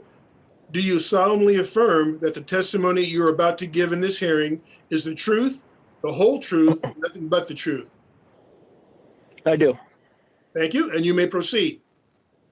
Okay, good evening. My name is Frankie Cottrell. I thank you guys for the opportunity to speak tonight in support of A Verdi's project at 95 Ames Street. I currently live in the Syracuse area and travel all across New York State to our facilities and locations. I started working with A Verdi in September of 2012 as a sales rep in our main office. I was quickly given every opportunity available to grow with the company and learn all the ins and outs. In August of 2017, I had an opportunity to become the food and beverage director with Mirbeau and Spa and Skinny Atlas. Being that was my field of study in college, I quickly jumped at the opportunity. The Verdi still kept in touch with me over the next 2 years, and in August of 2019, I returned to A Verdi. So being away for 2 years, I realized that the true meaning of a local family-owned company was with A Verdi Storage. They always treat their employees and customers as they would their own family. When I started with them in 2012, we had roughly 30 employees statewide. Today, we have over 80 employees and are growing throughout the communities in New York State. If you know A Verdi or have been on our website or Facebook page, you know that one of our company slogans is part of many great things. While growing over the last 40 to 45 years, that slogan grew across New York State as well. From local charities to community events, A Verdi has been involved in some way. Here's a few of events in the Rochester area that we've been a part of. The JP Morgan Corporate Challenge Run at Frontier Field, the Rochester Lilac Festival, storage units for many local churches with events from garage sales to fundraisers. We've worked with the Empire State Development Agency for movie and TV filming sites in Rochester and other upstate cities. And one of my most memorable Rochester community members is Teresa Bowick with Conkey Cruisers. We've supported her venture since 2013. First conversation I had with her was filled with laughs about the dress that she wore on the Steve Harvey show. Teresa provides bicycles for the community, and her motto is roll with kindness. We've provided her with a safe, secure place to keep all of the bicycles locked up at Conkey Corner Park. Despite the rapid growth over the last 8 years, the Verdi family has always made sure that they didn't lose their local touch by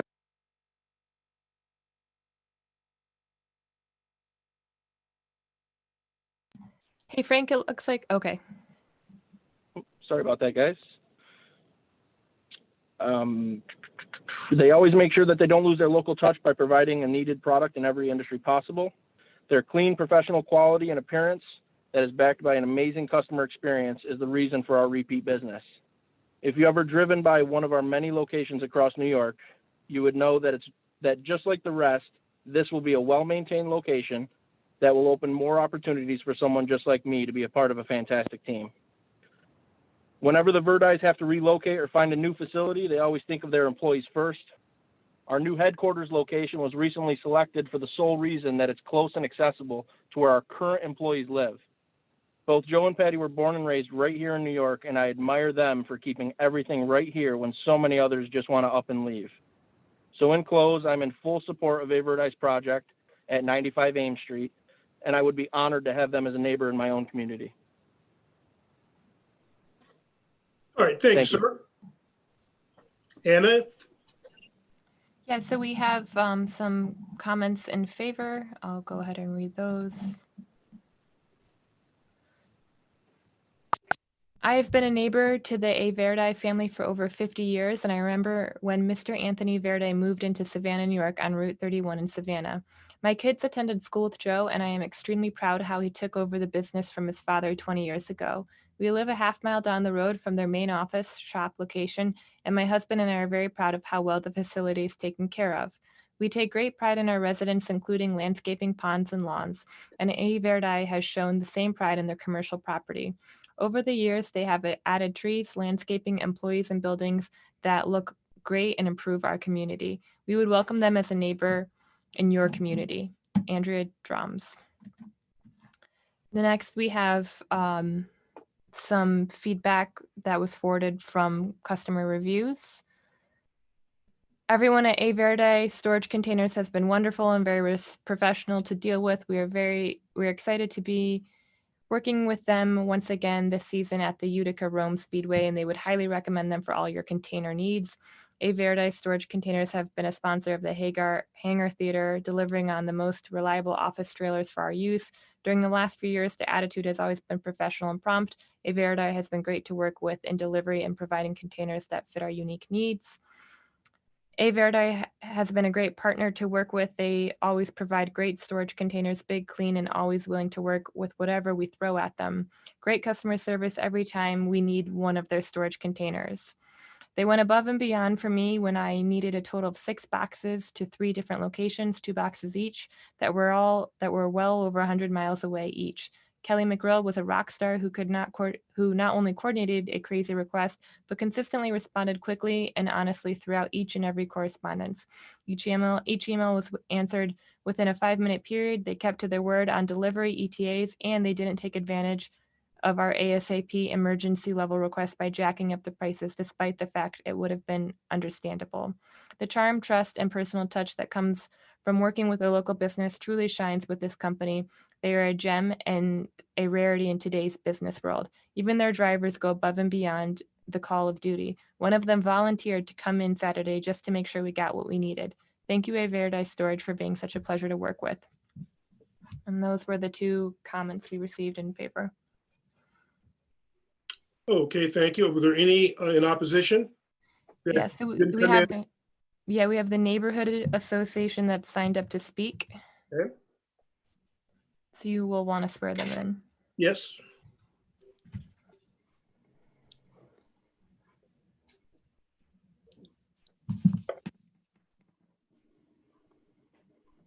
And would that be John DeMott or who would that be? Yep, Mr. DeMott.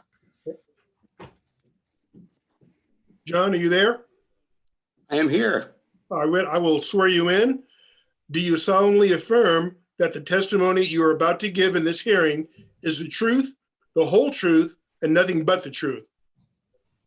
I do. All right, you may proceed. Okay. Wow. You have, I assume you have our letter there. Yes. And for the last 15 minutes, I've heard quite a bit of interesting new information. This is news to me, stuff that's not in the site plan or we hadn't seen before, and quite a bit of what I would call distraction. I'd like to just draw your attention to, this is M1, and we wouldn't be here today if it were just straight M1 out in the middle of nowhere.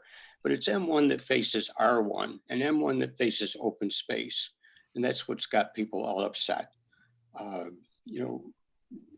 So if I look at the code on M1, it talks about one-story buildings, everything contained within a building, anything that's stored outside has to be screened. And this, to me, just blows it out of the water. We heard I honestly don't think, if you look at the site plan review and the negative deck, no one in either of those documents mentions the 36-foot high floor stacking. I think people just overlooked it. And we found it in the fine print after we've been staring at that site plan for some time. So if I take the 36-foot high collection, 27 if you want, to me, they're equally disturbing. And then I use the word screen, which occurs in the code. And screen to me means screen. I can't see it. It doesn't mean attenuate, minimize, reduce. It means I can't see it. And there's no way you can put an 8-foot screen of even concrete in front of 27-foot high or 36-foot high stacks of containers. So help me with the word screening. Look it up.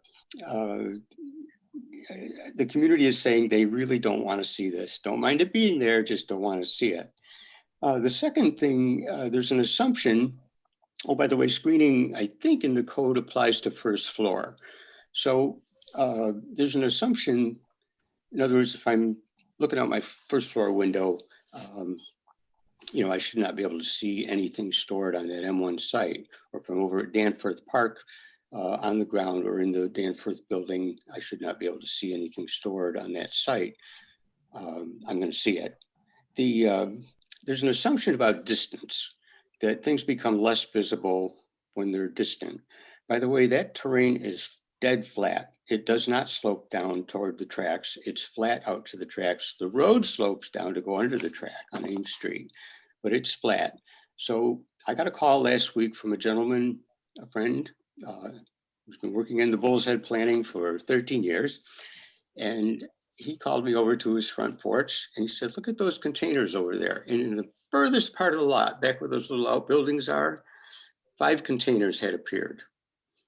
And he said, they're plain as day and they're just one level high. They're just 9 feet. Picture them being 4 stories high or 36 feet or 27 feet. From his front porch, he had no trouble seeing those containers in the back lot. And we got on the phone and the containers disappeared the next day. So the assumption about distance over a flat terrain, I don't think has any bearing. From an economic development standpoint, all the Bull's Head development, redevelopment meetings, there's been a lot of focus on this site. And because it's 14 acres and it was once Taylor Instruments, 2-story building, no outside storage, wrought iron fences and landscaping all around it. It fit into the community beautifully. From an economic development standpoint, if I look in the letter from, the response from the applicant, talks about 5 jobs. Well, tonight we heard about 10 jobs. May or may not come from the area.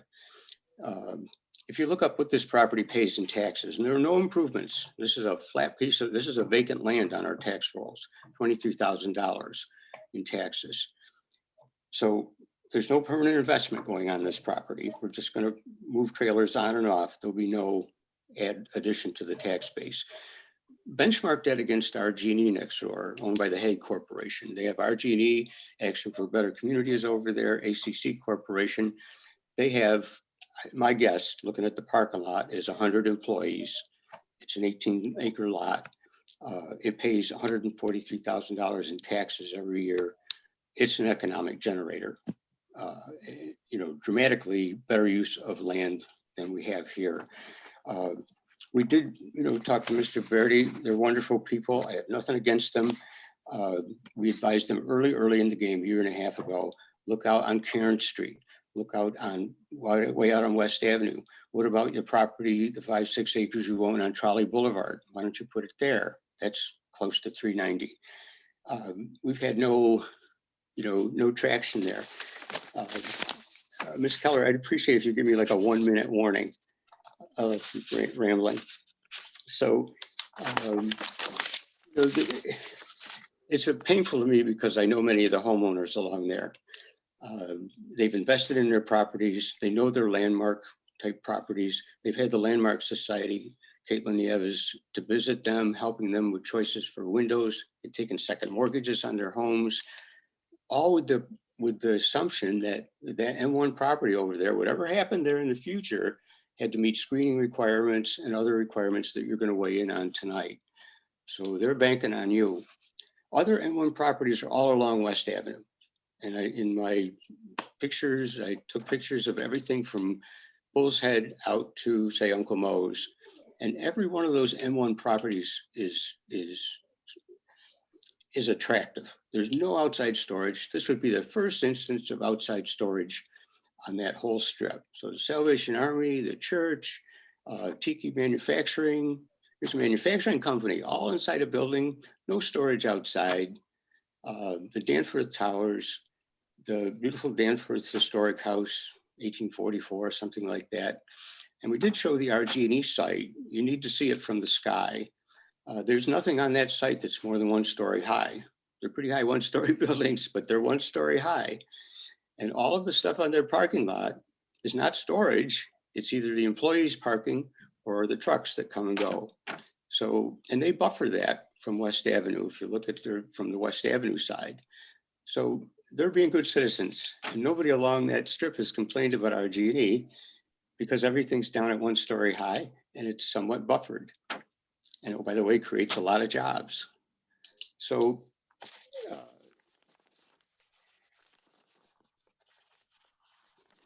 that.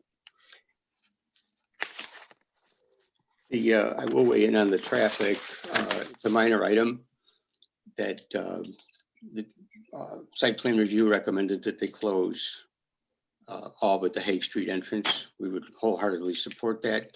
All of RG&E's traffic, all of it, comes in and out of Hague Street. RG&E has no curb cut for their industrial type stuff on West Avenue. Why would this be any different? We show the development site on the corner, future development, and we've just impressed on them, we don't want any future development there. They showed us, well, you could have a Tim Hortons there or whatever. All of our commercial development from planning standpoint is focused down at Bull's Head. So I'm not sure why that's on the site plan. The site plans, even as you've heard tonight, seem to be, progressive disclosure. We've seen like 3 of them now. And then again, tonight you heard something about a mesh fence. Mesh fence won't cut it, friends. It's 8 foot high. And I don't care if it was perfectly opaque. It would hide the first 8 feet of a 27 foot high collection of trailers. So in summary, I just have to say, I think we've given you enough to deny this. The primary reason being it's constructed in such a way that it cannot be screened. And screening means screening, not attenuate. It kind of bucks our plans for Bull's Head. There's funding. We've applied to the Department of State for funding to clean up that site so that it could be used for other uses, more higher and better uses. We've had 2 developers so far before Verdi purchased the land interested in doing something on that property, and didn't come to fruition. But it took us 20 years to get Brooks Landing, and people in this neighborhood are used to waiting for something good to happen on properties. It clearly affects the surrounding properties. It's totally out of character. fact that it's not screened just diminishes the beautiful M1 properties that are alongside it in either direction, and clearly the R1 historic homes that are across the street from it. The vertical scale of the property, to me, puts it in the category of visually dominating the landscape. I think that's your third requirement. So we've, I think, ticked off at least 3 reasons that fail the criteria for a special permit. I'll entertain any questions. No questions. Thank you for your submission. Anna, do we have anybody else? It does not look like we have anyone else. Oh, no, excuse me. I misspoke. Yes, we do. Okay, just want to make sure. Apologies. Looks like we have Mr. Haywood. Yes, we have Charles Haywood. Yes, can you hear me? Can you hear me? Yes, we can. I do live in the area. Matter of fact, Charles? Yes, Before you continue, let me swear you in. okay. Do you solemnly affirm that the testimony you are about to give in this hearing is the truth, the whole truth, and nothing but the truth? I do. Thank you. You may proceed. I do live in the area. Matter of fact, I live on West Avenue. I'm 3 houses away from Ames Street. I can sit on my porch and see that lot completely. And John has put it beautiful. I mean, absolutely beautiful. You know, you guys, you almost like made the point I was listening to. You almost made the point for me in the 8-feet fence. And those things are going to be 36 feet. I mean, you're still going to be able to see that. You know, it's almost like you take the community and turn it almost into a shipyard. That's what I got out of it. It's just like a shipyard. You're making that spot over there like a junkyard.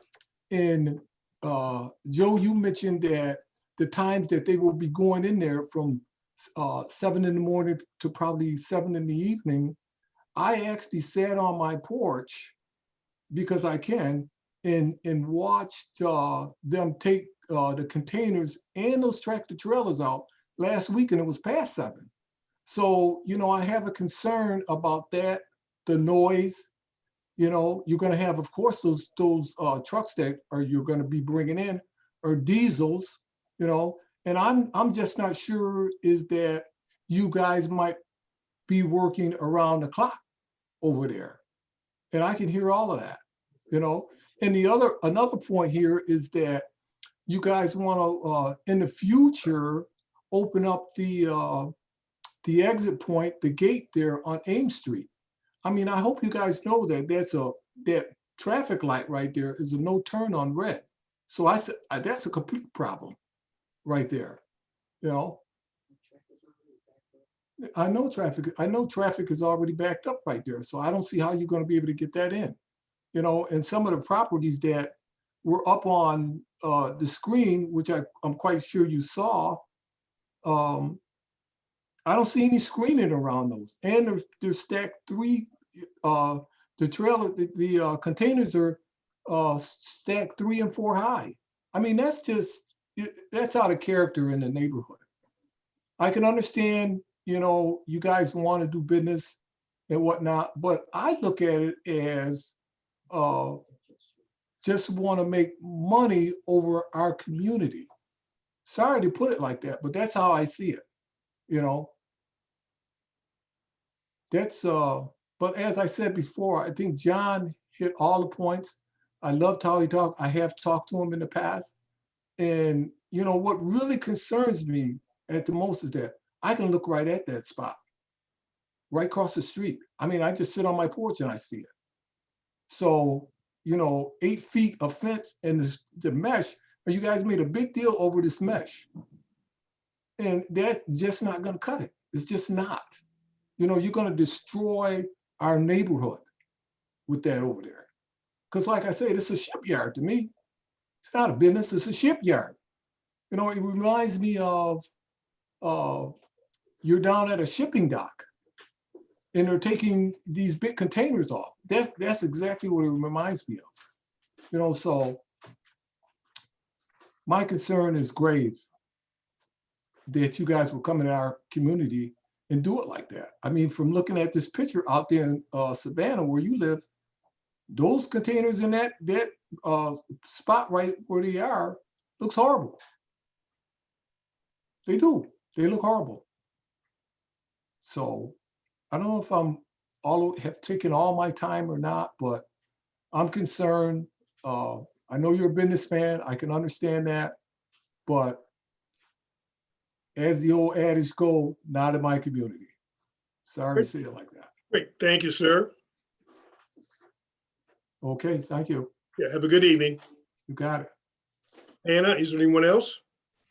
No other members have signed up to provide verbal testimony, so now I can begin with the written testimony received. So Okay. comments for this project were accepted until 5 p.m. Friday, September 11th.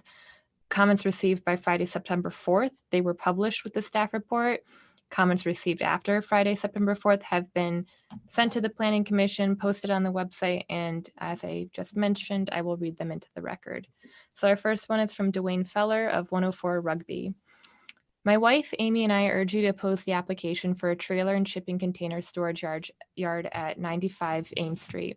The critical point is that the benefits from this proposal would be more than outweighed by the damage caused by it.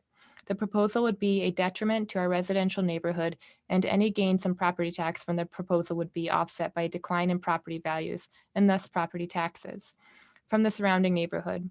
There would be a handful of jobs at the site. However, the proposal would prevent the site from being used for use that would employ significantly more people. While the present contamination at the site makes reuse of the site difficult without a more thorough cleanup, this use should be absolutely not be allowed. The south end of the site, the area of the former Taylor Instruments parking lot, is not contaminated and would allow for more compatible development without the need for further cleanup. The city needs to prioritize and advocate for funding for a more extensive cleanup of the contaminated portion of the site, or at least a portion of the site that fronts Ames Street, which would allow for the construction of a compatible building on Ames Street. While a more extensive cleanup would be expensive for allowing a large wound to remain in our neighborhood, would be the greater burden on our neighborhood and city. The bottom line for the Planning Commission is that we cannot allow the false argument that nothing else can be done with the site to be used to justify a use that will damage our neighborhood.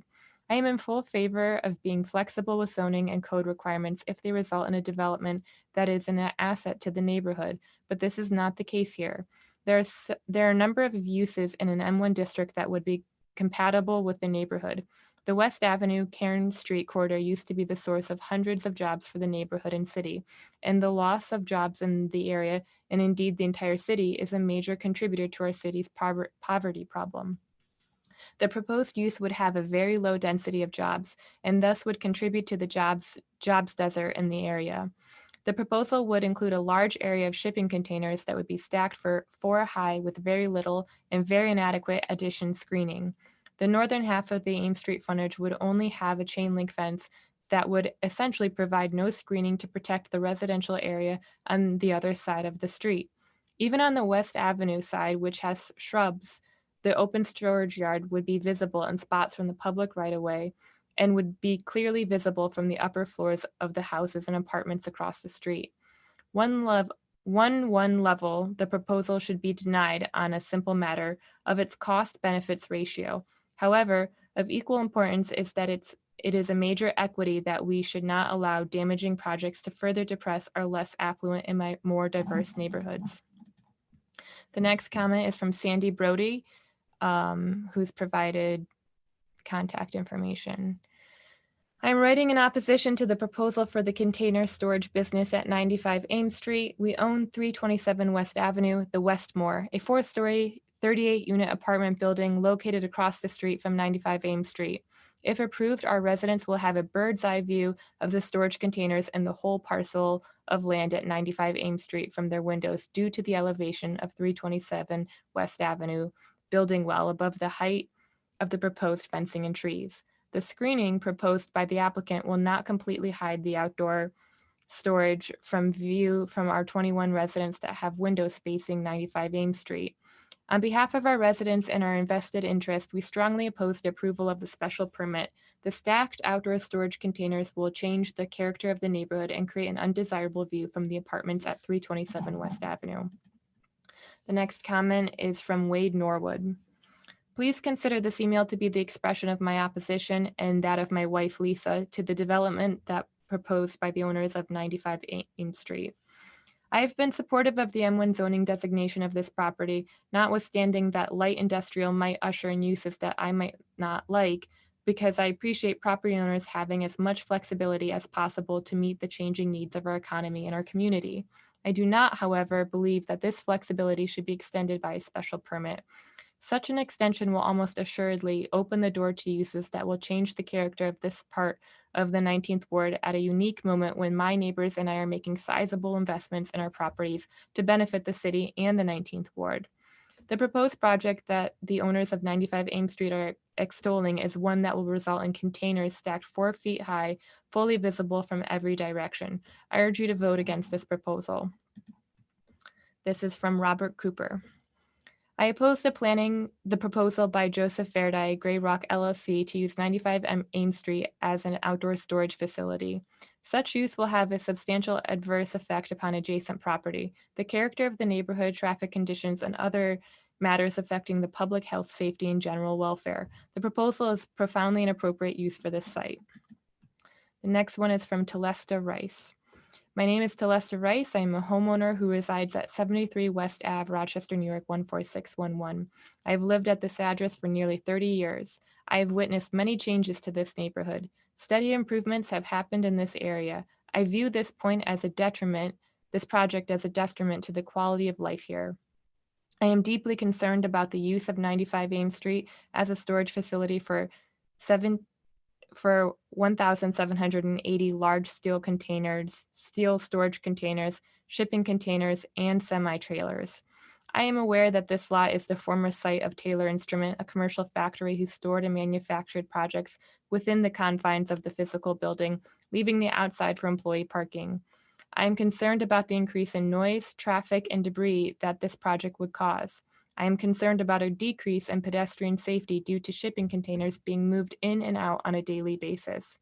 I am also concerned about the increased potential for harm faced by curious individuals who might see this container graveyard as a new adventure park for nefarious activity. Unwanted activity is easily visible now because the lot is empty. This will not be the case with stacked shipping containers. The other commercial sites on West Ave have a low profile. These businesses do not add to the existing traffic and noise patterns. These businesses have been good neighbors. Stacked containers are highly unsightly, and I fear that their presence would decrease instead of increase our property values. West Avenue has homes that are on the National Historic District Register. The area is just beginning to flourish. How will having an appearance of a scrapyard add to this becoming a desirable neighborhood for tax-paying homeowners? Do you want to look out of the window of your home and see stacked shipping containers dominating the skyline? I certainly do not. I do not want to sit in my garden or on my front porch and see stacked storage containers over the tree tops. The owner of 95 Ames Street does not live here and seemingly does not care about the well-being and quality of life for those of us who do live here. I am opposed to the use of 95 Ames Street as a storage facility for large steel containers, shipping containers, and semi-trailers. I urge you to deny the owner a special permit to use the property in that manner. Thank you for considering my request and valuing my opinion. The next comment is from Veronica Scott Bliss. My name is Veronica Scott Bliss. My address is 127 Lozer Street. I live close to West Ave. My husband and I have lived and owned our home for 36 years. As a homeowner who value our property and have invested much into our home, I am appalled to learn of the proposed project for 95 Ames Street. As a lifelong city resident, I believe the Planning Commission could find a more appropriate investment in this vacant land. Please allow me to express my concerns for the proposed project. I first want to make it crystal clear I am totally against approval of this project. One, as previously stated, as a homeowner, this proposed project will decrease my property value of my home. I'm not pleased with the fact that my property may be devalued. I do not want to walk my neighborhood or look out my window and see a scrapyard. Currently, our neighborhood is very quiet. I believe this proposed project will increase noise levels and become very dirty. Two, this vacant lot is part of historic district. Not sure how this proposed project is concerned historic at all. How will this add value to our housing district? Three, this vacant lot faces Danforth Community Center and Danforth Towers. Danforth Community Center is used by adults and youth. Many of these residents of Danforth Towers walk and or ride their scooters to the local grocery store, Tops. The proposed project will increase traffic, mostly trucks. This will increase a safety issue for the residents of Danforth Towers, as well as many youth and their families when Danforth Community Center is used. Four, the new owner has proposed they will stack containers as high as 36 feet. This will be higher than our homes. I can see some children trying to climb on these containers, which will be another safety issue. This vacant lot is not far from Bull's Head Revitalization Project. The proposed project would hinder more suitable investment properties for our residential and commercial area. Six, what will be stored in these containers and or semi-containers? Depending what is stored can cause a rodent infestation in our area. It is my understanding the new owner of the 14-acre vacant land is not a resident of Rochester, New York. Therefore, he has no stake in the residents' concerns and our property values. However, as the Planning Commission, you should value the residents' concerns. Thank you for this opportunity to urge you to vote no to this proposal project on 95 Ames Street. This next comment is from Beverly Gaines. We, Amos and Beverly Gaines, oppose having units on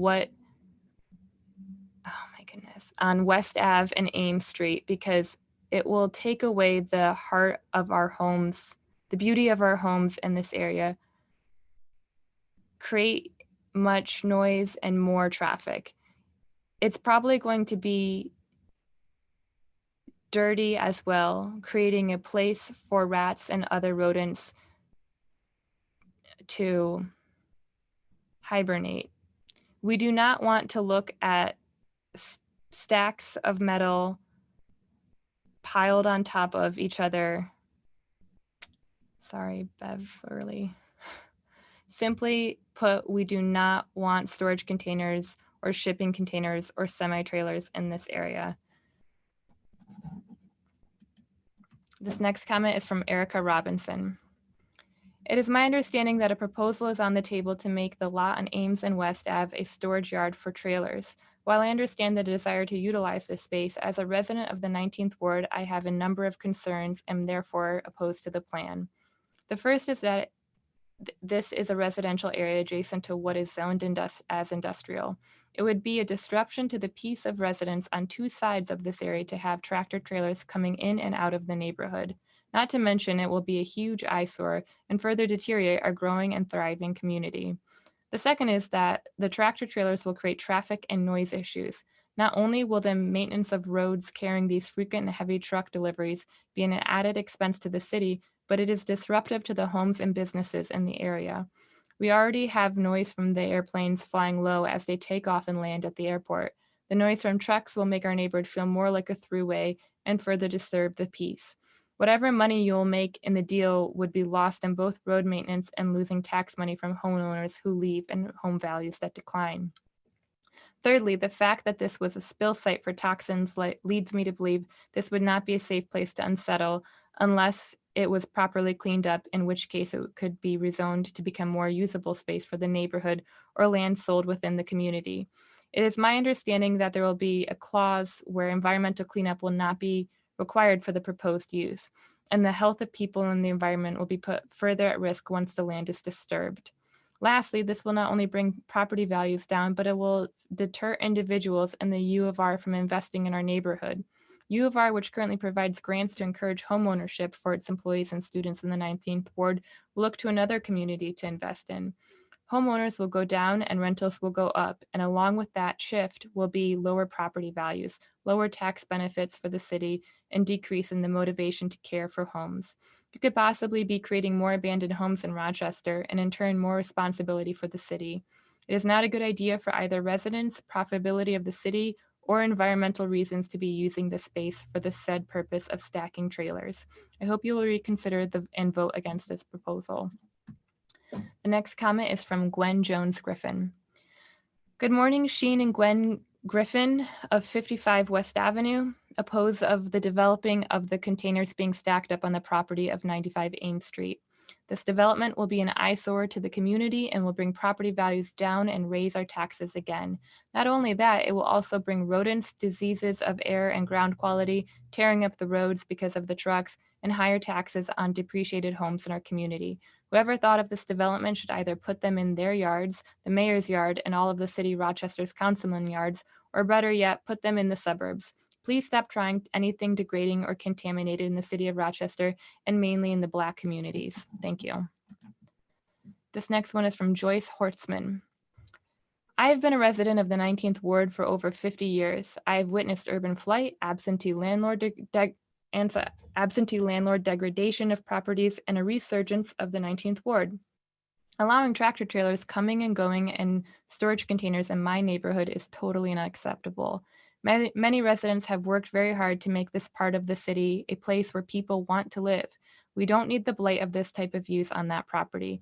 Please do not grant them a variance for this type of business. Next one is from Sarah Higdon.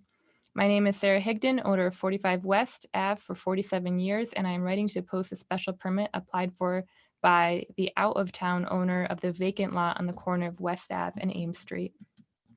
Next, we have from Deb Leary.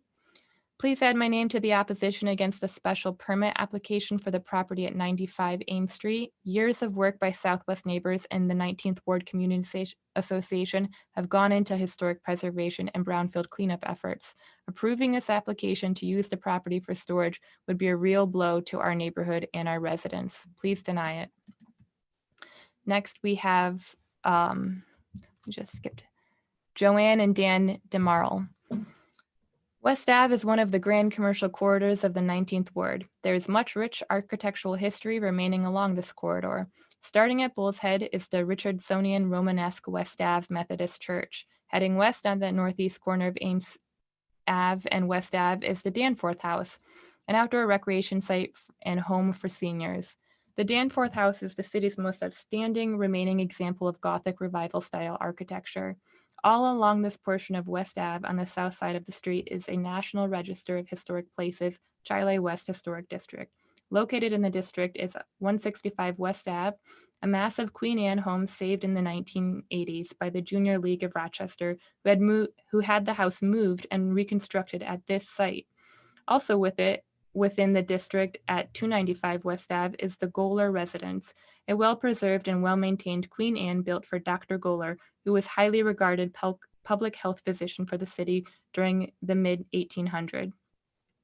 Over the years, the commercial owners on the north side of West Ave have done a fair job of protecting the rich historic resources of the neighborhood to the north and thus have been kind neighbors. The site, 95 Ames Street, was the substantial Taylor manufacturing facility, a huge brick masonry building with a prominent copper dome. During the 1930s, Taylor Manufacturing provided baseball field for the neighborhood's use at the corner of West and Ames Street. West of the site, the current RG&E facility does a nice job of maintaining green space, lawn and trees, separating parking and buildings from the West Ave residences. During the last 100 years, many citizens, homeowners, local organizations, city government have worked tirelessly to preserve and protect this grand corridor and its remaining historic resources. Let us not undo all this work by allowing an owner to use 93 Ames Street for storage of shipping containers. This eyesore, visible from all directions, with the potential to cause dust and noise, will continue to erode the history and grandeur of West Ave. The proposed use of the site, storage of 1,780 large steel containers, shipping containers, with semi-trailers coming and going, will not be a kind neighbor. Thank you for your thoughtful consideration. Next, we have a comment from William and Barbara Sullivan. We are writing in opposition to the proposed special permit for outdoor storage at the above address. We live approximately 500 yards from the corner of West Ave and Ames and have been here since 1981.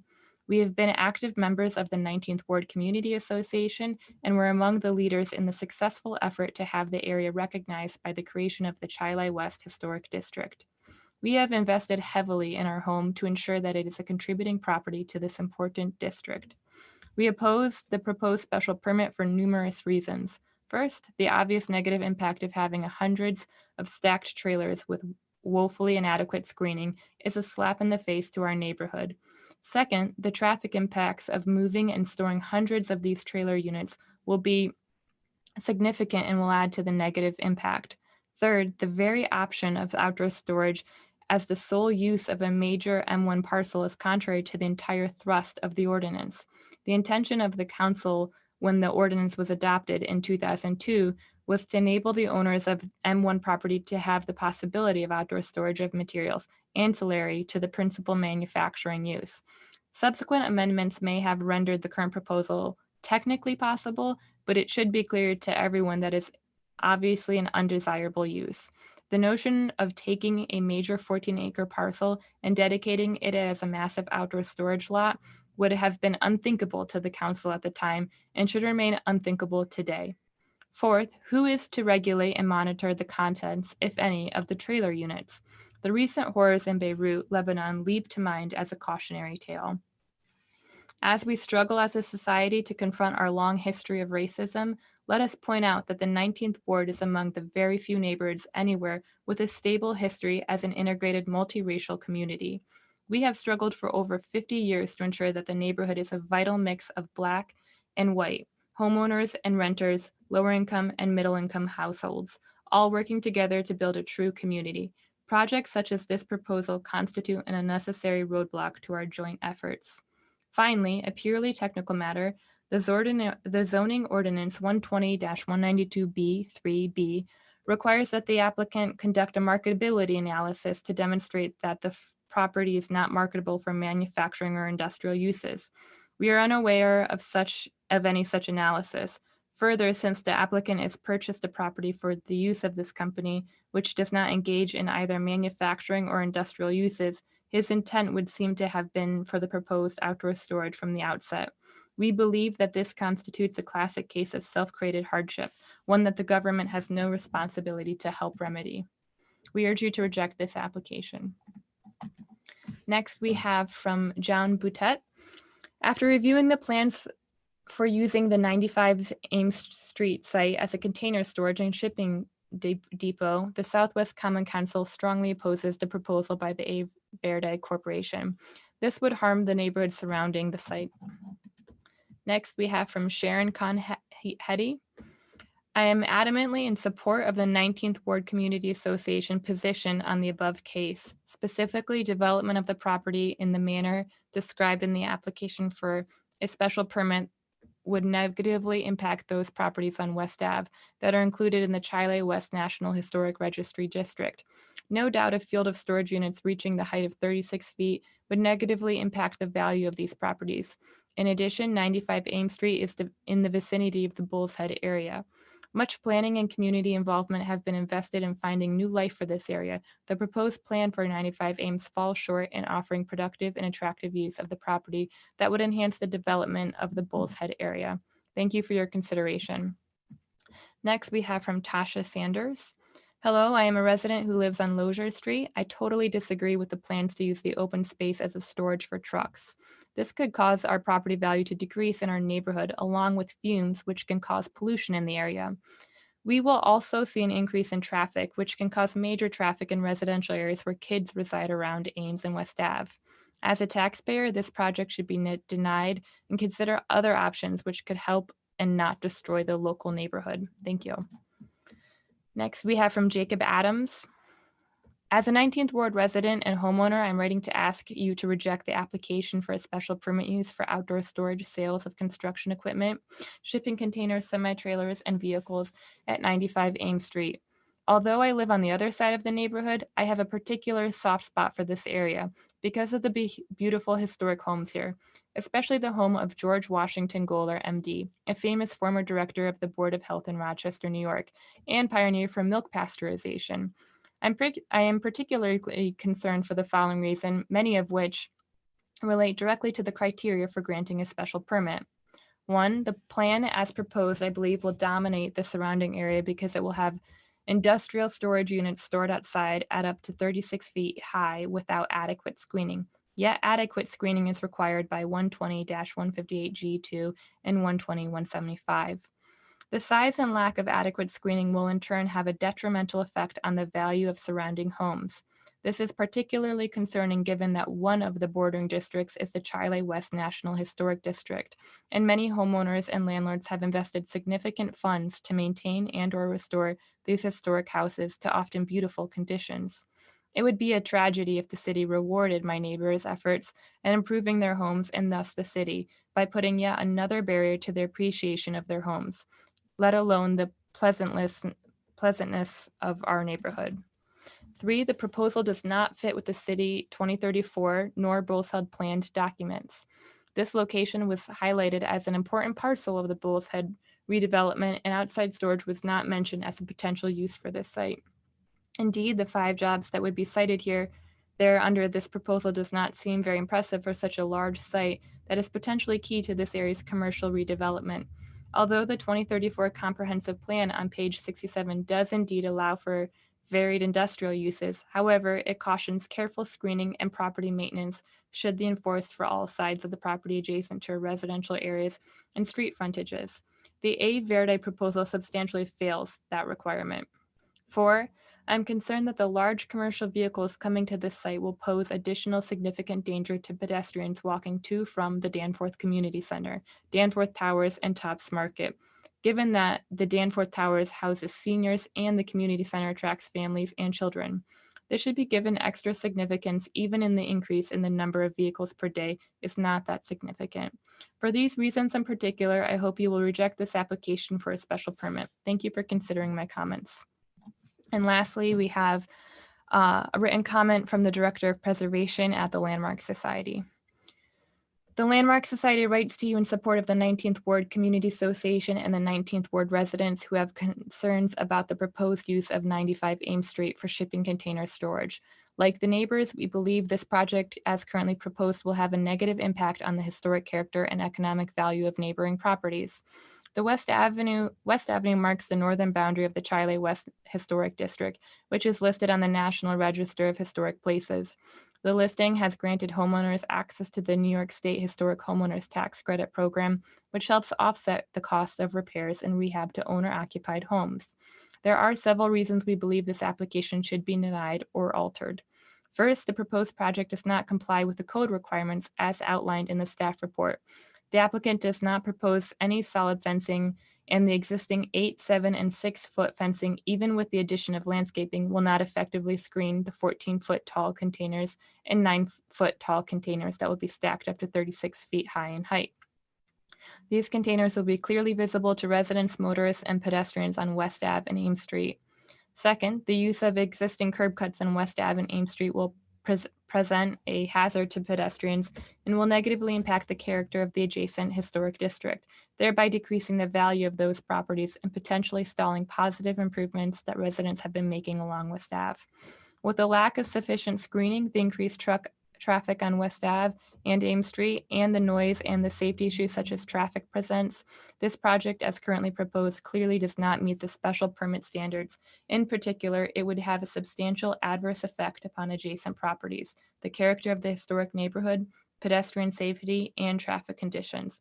As such, it has the potential to harm the overall vitality and character of this section of the 19th Ward neighborhood. Thank you for your consideration. And that concludes the written letters in opposition that we received on this project. Thank you, Anna. The applicant has an opportunity to provide any additional information or to rebut if you choose. Thank you, Mr. Chairman. Corey Auerbach again from the law firm of Barclay Damon on behalf of the applicant in rebuttal. I have several points to make. And I will try to make them as concisely as possible, but as you know, there were approximately 21 comments that were read And so I'd like to address them, and I appreciate the board's patience while I do so. I'd like to start with the verbal testimony that was given by John DeMott, who characterized the applicant's presentation as, quote, a distraction. I think that that was disingenuous in light of the concerns that were raised by Mr. DeMott, specifically in relation to several items that have absolutely and unequivocally no bearing on the special use permit application that's before the Planning Commission this evening.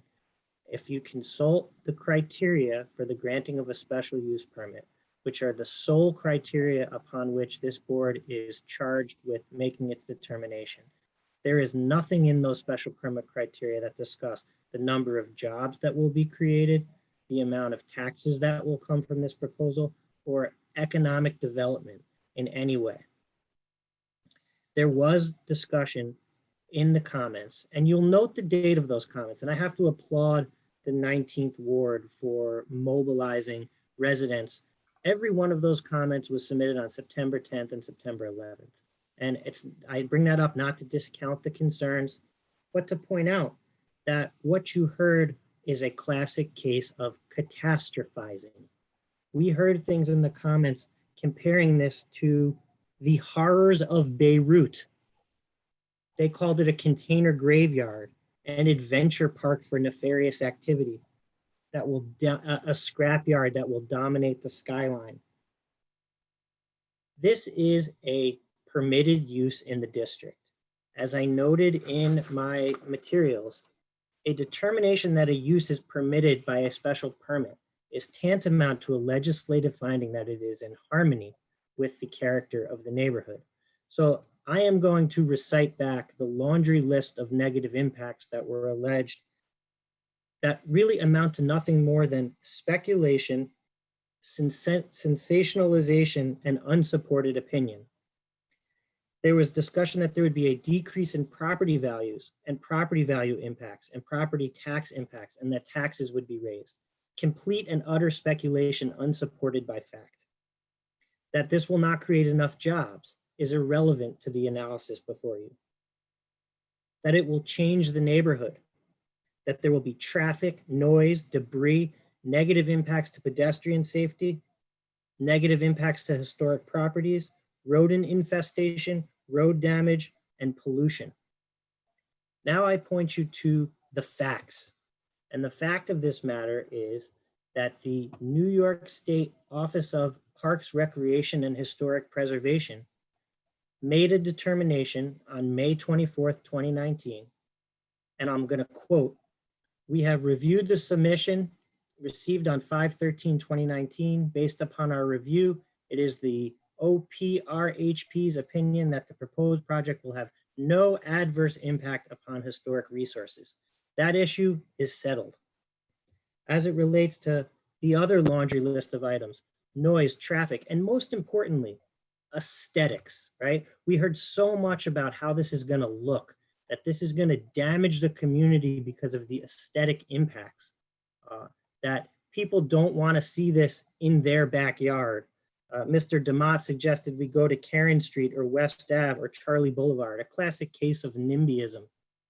But the manager of zoning, who's the lead agency charged with the review of this project, determined that there will be no potentially significant environmental impacts from this proposal. That includes impacts associated with aesthetics. I'm going to read from the seeker regulations. The legislature in ECL 8-0105.6 determined that the environment is defined to include patterns of population concentration, distribution or growth, and existing community or neighborhood character. Seeker defines the environment to include the physical conditions which will be affected by proposed action, including objects of historic or aesthetic significance. I am not bringing this up to discredit the concerns of the community, but the community's opinion, and specifically its unsupported speculation about the negative impacts of this project, cannot factor into this board's determination. You have a set of criteria that have been provided for you, and this project meets each and every one of the special use permit criteria. And you don't have to take my word for it, but you should take the manager of zoning's word for it, that the issues related to aesthetics, noise, traffic, pedestrian safety, rodent infestation, road damage, fumes, pollution, those issues are settled, that there will be no potentially significant environmental impact from this proposal. So we implore you, don't take the loud voices of opposition into account, which can never serve as a rational basis for a land use decision. There could be 21 negative opinions or 2,100 negative opinions, but that's not what's controlling here. So I remind the board of its statutory and procedural obligation to make a decision based upon the facts, to make a decision based upon the criteria, and to listen to the manager of zoning, to listen to the Office of Parks, Recreation, and Historic Preservation, all of who said there will be no negative impacts to historic resources, there will be no negative impacts to the environment, which includes community character, which includes aesthetics. We certainly remain willing to work with this board to the extent that there are impacts that can be mitigated in a way that's reasonable and allows the proposal to move forward. But we would ask that you please stick to the facts, and we certainly believe we have made a compelling argument for entitlement for this project. Thank you, sir. Before I close the case, I would like to ask any of the commissioners if you have any final questions that you may have for the applicant before we close the case. May I just make a comment? Oh, yes, is that Jill? Yes, I'm sorry, Commissioner Watson. So I just want to make note that as lead agent, the manager of zoning makes a determination on seeker. The manager of zoning does not make a determination on this application. The application before you is for your evaluation, for you to make a decision on. Yes. No decision has been made by the manager of zoning other than to declare a negative declaration under seeker. Thank you. Right, and that's a great point. And I would defer to your counsel, Mr. Worth, on the matter of when a negative declaration has been made, how that impacts a determination based on environmental factors. Because a lot of what you're hearing about aesthetics, about community character, those are all included in a determination of significance pursuant to seeker. I have researched that issue quite extensively in the past, and the issuance of a negative declaration does not preclude a board denying an application based on neighborhood character or other issues that might have some relation to the environment.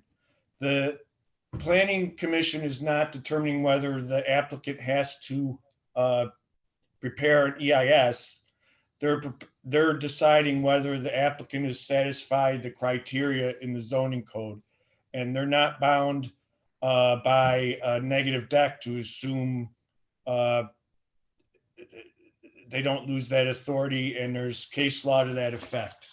I'm not suggesting that it's the same thing as issuing an approval. I'm just saying that the manager of zoning has already made a determination that there will be no potentially significant environmental impacts from this proposal. I'm not suggesting that that renders the special use permit approved. I completely consent to the jurisdiction of the Planning Commission in rendering a determination based upon the special use permit criteria, but it would be arbitrary as a matter of law to deny an application for a negative impact to the environment after the lead agency made a determination of significance that there will be no significant environmental impacts. And that was my point. That has no bearing here. There are plenty of cases where a negative declaration has been issued and applications for land use approvals have been denied on neighborhood character, aesthetic, and other issues. We'll agree to disagree on that, Tom. Yeah, we will. Thank you, Tom. Again, commissioners, do you have any additional or final questions that you may have for the applicant after hearing the testimony? None. Okay, if I don't see anybody, then we will close this case and we will close this hearing. And if I'm not mistaken, I have about 8:30. Would you like to reconvene in 15 minutes for our deliberation? Is that okay? Sure. Okay, so we'll adjourn close the case and close the hearing, and we'll re-adjourn at 8:45. Thank you for your time. Thank you.